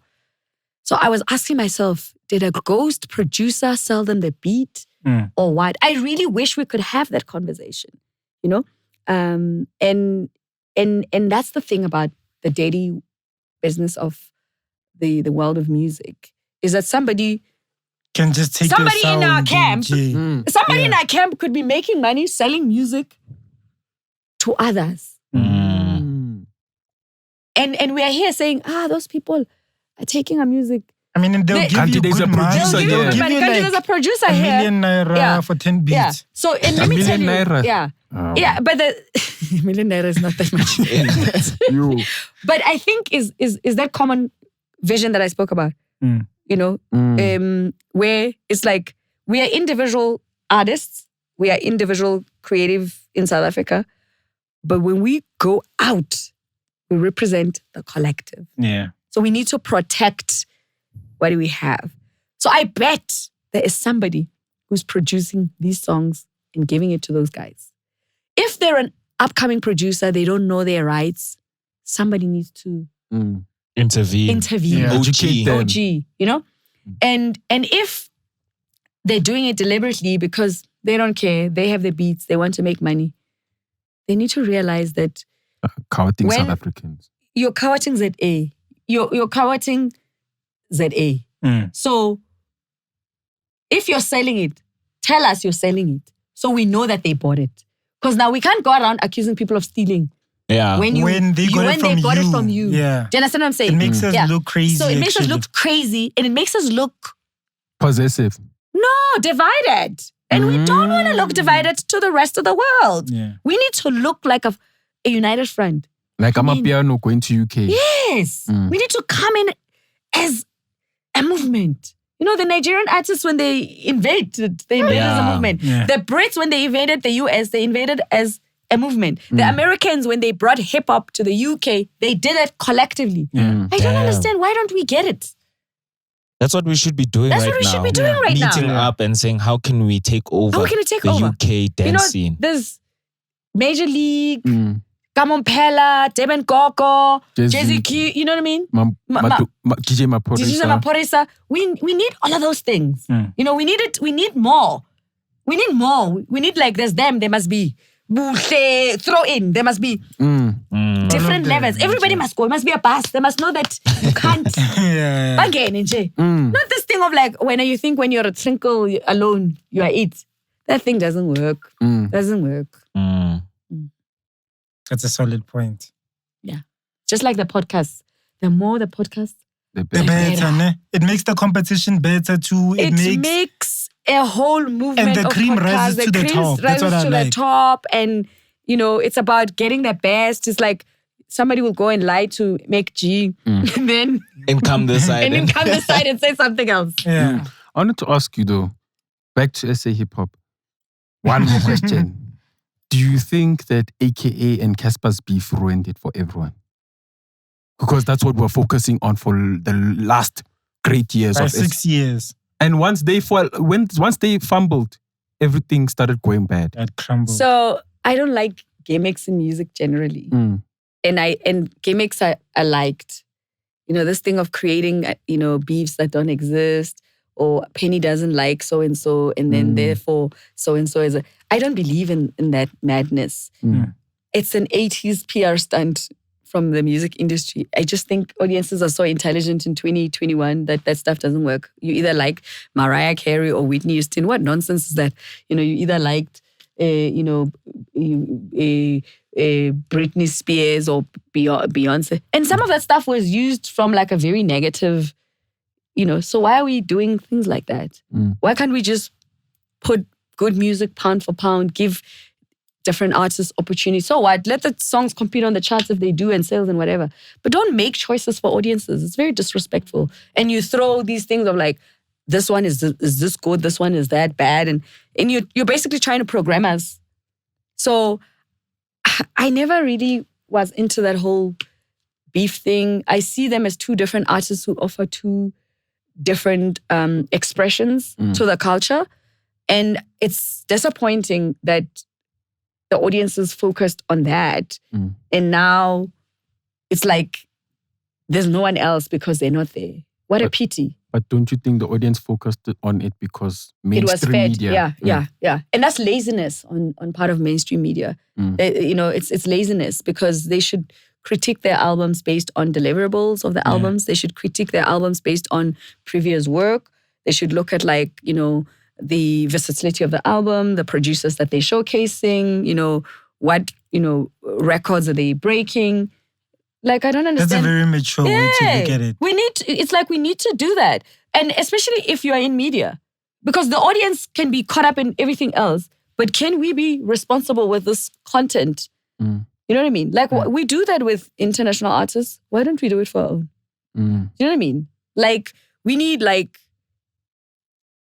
critical music writers who will be interested in building genres, And then it should be like that in all creative levels, whether it's telenovelas on television, whether it's our fashion people. I like Thabo Makuku as much as I like Richard Mnisi. You don't pit them against each other. I have no time because I pick the dress I like the day I want to wear it. And if I can afford this one, I'll afford that. You know what I mean? It shouldn't be like that. But all you people are doing, they're busy buying Gucci and Louis Vuitton and those people don't even... Can we just be about our own? They want to go to Conga, that's why. Do you know what I mean? You like Drake and you listen to Kendrick Lamar and you know what I mean? They're all chatting and we're all talking about how great they are. Huh? No. There's something about conflict that gets the audience going. But it mustn't be gimmick created conflict. Okay. If you have it must be genuine two hot songs that are worth talking about. Yeah. And let the audience decide. But don't create things that don't exist to get people talking. Yeah. It must be organic. That's corny. Yeah, that's corny. That's corny. And I think we've seen a lot of that in recent times where it's just so pathetic. It's disrespect to the audience, I think. You're the first VJ, if I'm correct, female VJ, or in general, you're the first VJ. No. Me, VJ. No, not VJ. Where? I know history says. VJ. For where? VJs are what? VJs were Channel O presenters and MTV. No, I was never a VJ. You're never a VJ? No. But then, why do they always work with you? You're in the forefront of when Channel O was built. No, not Channel O. Also MTV coming to SA. My sister mentor, who was my best friend, Zandile Nzala, was the first GM of Channel O. She basically worked on the concept for Channel O. I never even worked for Channel O because she was my mentor. Other people worked there Dumisho Masha, Proverb, Shucks, who else? Christoph Bongo amongst, I was always the radio girl. And then, I did the gig guide on Studio Mix. And then I used to do stand-ins on Technic Side of the Beat, which was hosted by Glenn Lewis and Bonnie Mbuli. But I think you're confusing where I was the first employee for what is known as Viacom today. When MTV Base came into Africa, I was the first employee they had on the continent because everybody else was in London. Alex was in London, Jandra was in London, Dudu Mseneke, Kubunau, who was the programmer, was in London. So I was in Joburg. I was what they called talent and relations manager. So I went to record companies or artists, because I remember, I think Squadra Camp were independent. Well, there was at Galo or something. So I went to different artists and say, there's this new channel that's going to be launching in May. They would like to have your music video. It needs to be in this format. Please, may I have the tape? And I'm going to submit it and write your music rights and producers and all of that. And then they're going to look at it. I'm going to send it to London. They look at the quality and then they'll decide if it's going to be listed when the channel launches. So then I did things they're looking for a PR company. They're like, who are the PR people that you know? And I'm like, these are the 5 PR companies in SA. This is the contact here. This is the events and stuff that they've worked on. And then they can pick out of those and have interviews with those to decide this is the PR company that we're working with. And then things we want to have performances for the artists. Which artist do you think would be great? And I'm like, I know Pindi who works with Lebu. Let me speak to her. I know KB's manager. Then, they're like, we're coming to SA. We'd like to meet there. And I'm like, okay, guys, let's meet at Melrose Arch. The people from MTV are coming. And they're like, MTV? it's a white station. I'm like, no, they're launching a black version. Yeah, they're like, no. I'm like, no, this one's called MTV Base. It's based on, Base, the show, which is on MTV UK, which is presented by Trevor Nelson, which played hip hop and reggae and all music from, the African version, especially Black American music. So they're now launching a channel in Africa. It's going to be called MTV Base. Oh, okay. Yeah, all right. Maybe I'll come. So that's what I did. So also when it came to, did you also work on Global Citizen? Yes. What was your... I was just one of the Mandela 100 advocates. So I was just like, sharing about what Global Citizen does and then, tweeting. And then I hosted a conversation with Chris Martin and Kwaku, who's one of who curated the concert for Africa, one of the Mandela's grandsons. So they were the ones who were on stage, and then there were some of us who did like work on the ground. So I was part of like some sessions and conversations. I mean, I've always done work that's like youth developmental. Like I worked with Love Life before we talk Global Citizen. One of the biggest campaigns South Africa ever had was Imagine an AIDS-free generation. So Love Life used to do a lot of things of using popular culture to educate youth that speaks to policy. So that's the kind of like NGO space that I work in. So I believe that we can use popular culture to spread messages and inform the public, especially young people, but we can also inform and influence policy because that's what you need. You don't want young people saying, the government doesn't know what's happening. But you want the government to say, young people don't know what you're talking about. You need to simplify that message. You need to put it in a cool way. Yeah. So as part of the people who did that with Love Life, like 20 years ago. So they used to do cool things like that, like, concerts and TV shows and things like that. So, I would host some of those. We went on like trains around the country. I would go to youth centers, do campaigns on radio, talking about HIV and AIDS. So I kind of like that kind of stuff, So my activism actually comes from that. It comes from that. So what makes people get attracted to like those global brands, or why do they choose you mainly? Me? They don't choose just me. They choose other people. No, but why do you think they choose you? I mean, some of them don't even choose me. Some of them, I actually go to them and I say, I think I can add value here. I think with Global Citizen, I was just in a space where the people who were working on Global Citizen were around and there were certain people. And then I said, okay, I'd like to advocate for mental health. And they said, we don't actually have it as part of the goals, but we have gender equality and we have this and we have this. And I was like, okay, I can plug mental health to nutrition in schools, because I'm always driven by the cause more than,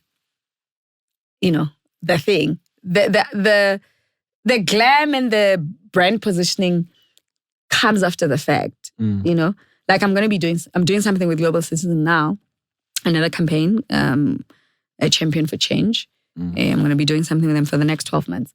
But I believe in relationships. I believe in building relationships, and I believe really in speaking up on things that I believe. And I believe in being true to things that will benefit our young people because I have platforms. So it's not just, I'm a celebrity and I'm here and, just see me. I want to get the sense of like, they care about us. So actually when I did the work with Viacom, MTV at the time, I wanted to be a VJ. I thought I was going to host TRL because I used to watch TRL with Lala Anthony. And I thought that show was so amazing. I was like, imagine an African TRL shot in Johannesburg. I was like, they should shoot it at the Carlton Center, because Joburg is like the hot, imagine it being shot there and beamed, on the Carlton Center, and every artist that comes into Joburg comes there and it's TRL for Africa. And I would be the great host. Obviously I didn't, but they auditioned and Sizwe was the first VJ. Sizwe Dlomo was the first But VJ. I heard you helped that. You made that happen. Well, he was in the finals and Scoop was also in the finals. But Scoop was already doing a basketball show on SABC1. And then we had said we're looking for a new face. So I just basically was there on the last, I was there when they were auditioning everything, but I was there on the last day when they were like really finalizing the guy and they were like, these are the guys. I was like, but this guy is already on TV. So why would you say you're looking for a new face and you're going to get someone who's on TV? And I knew the backlash was going to be that.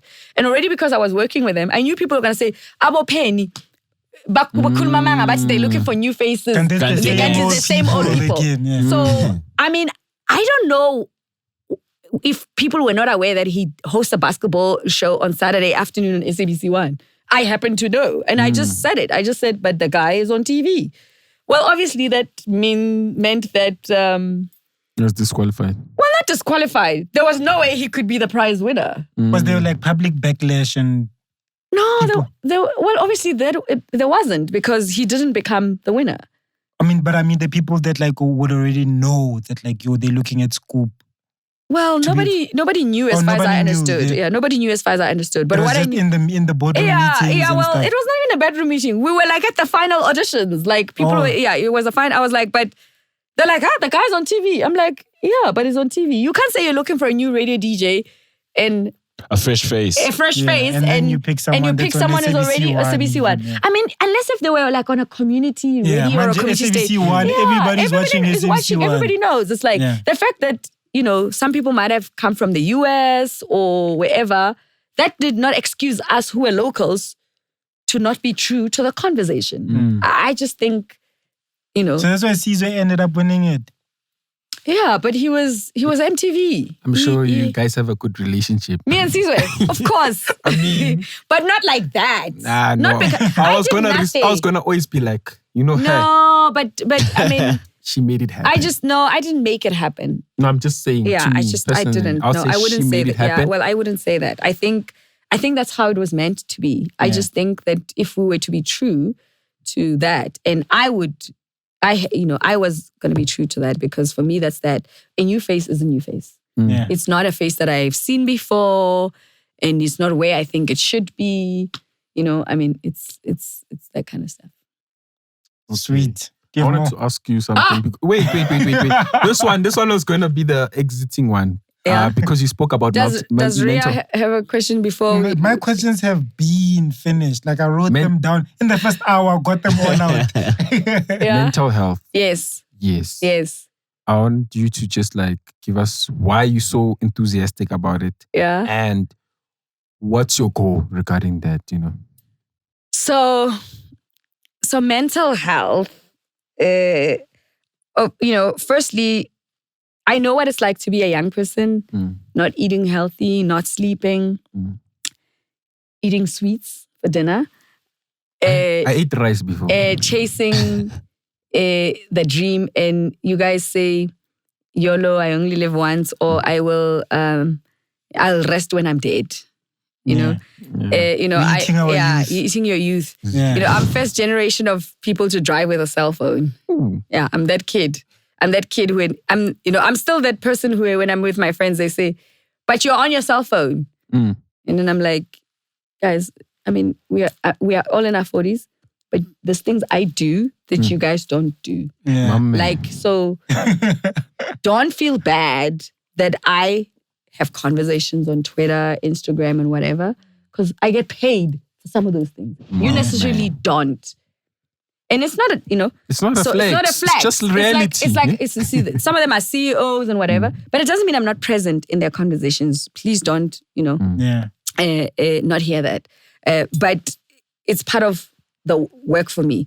And I know what it's like to just lose yourself to the stream and all of that, because I'm the girl that would get called to be on radio at 12 and I'll be called at like 11:30. Where are you? I'm like, whatever I'm doing, I'm going to leave it and drive there. Yeah. And I know what it's like to rush to studio late for a gig. I know what it's like to go to my feeking, come back and cross the border to Botswana and all of that stuff. You know, I've lived that.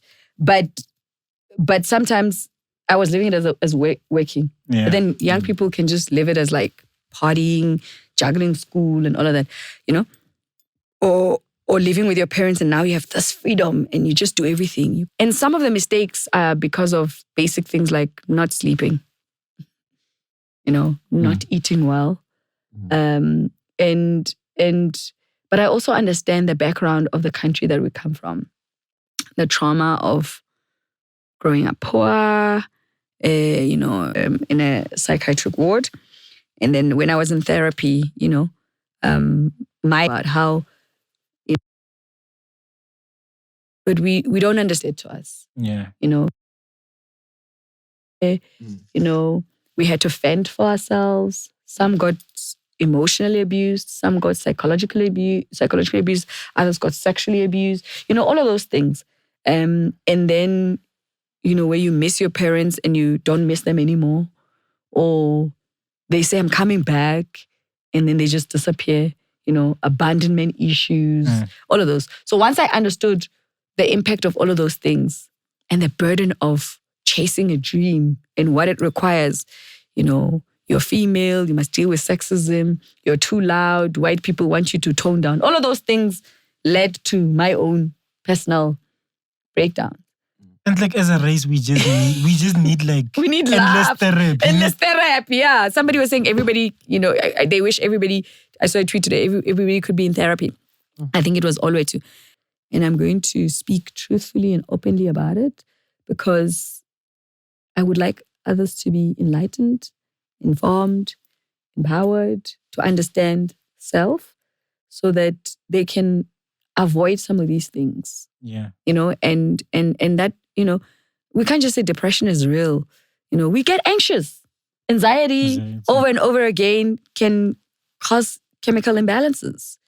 You know, and the traumas of life can, you know, really leave you living with trauma your whole life, unless if you address and you deal with it.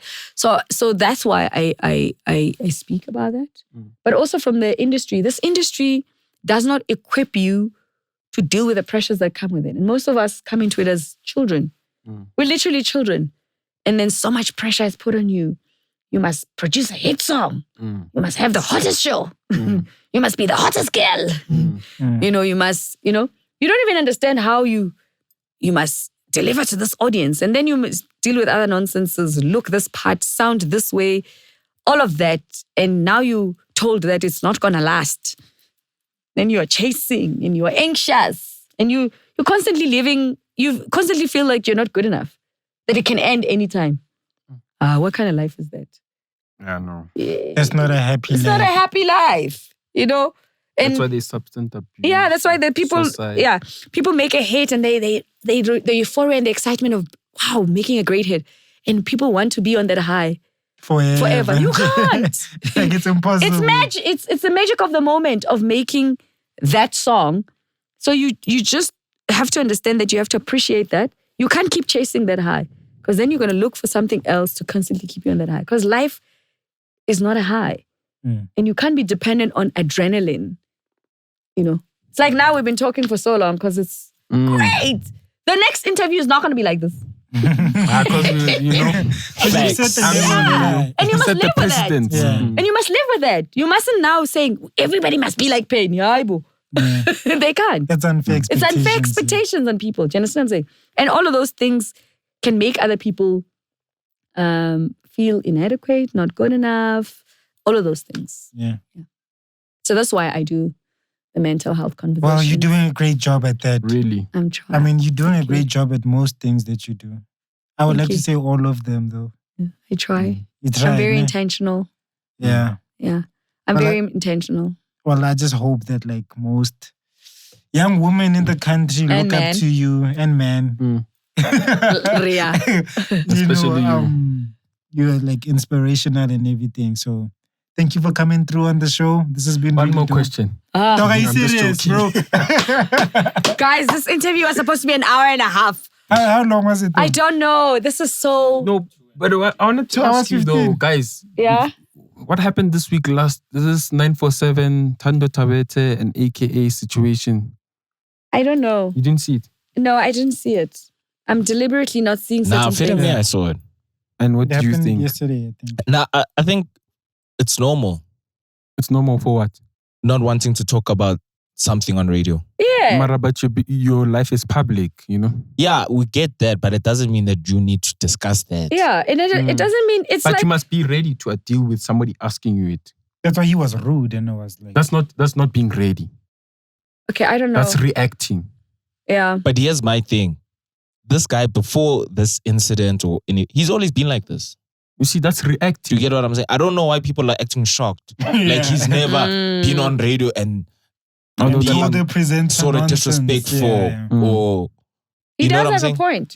He's always been like this. It's his character, dog. So now just because of what happened, now they just want to assassinate him.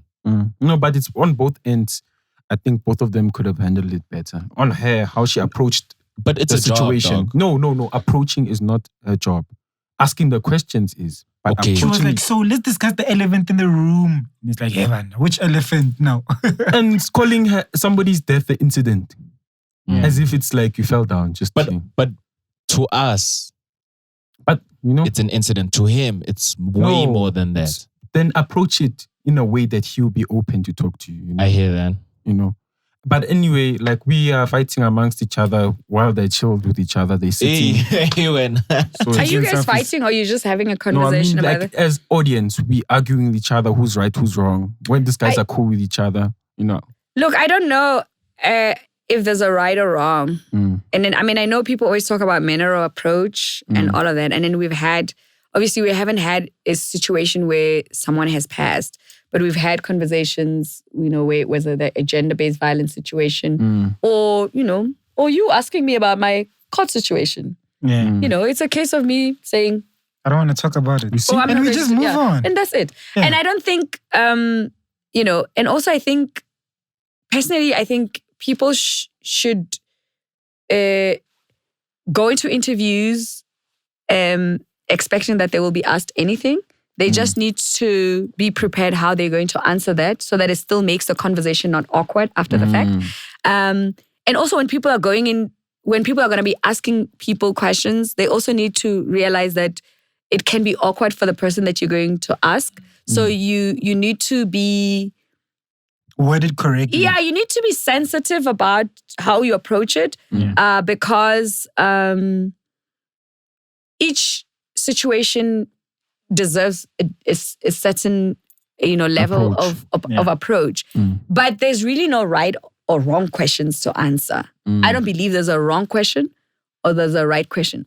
But also there's rapport. There's things that people trust certain people with, and there's just people that other people don't trust. Yeah. Or there's just like, this is not what I want. I just want us to have our own conversation. I don't want us to talk about other people because they're just going to ruin us.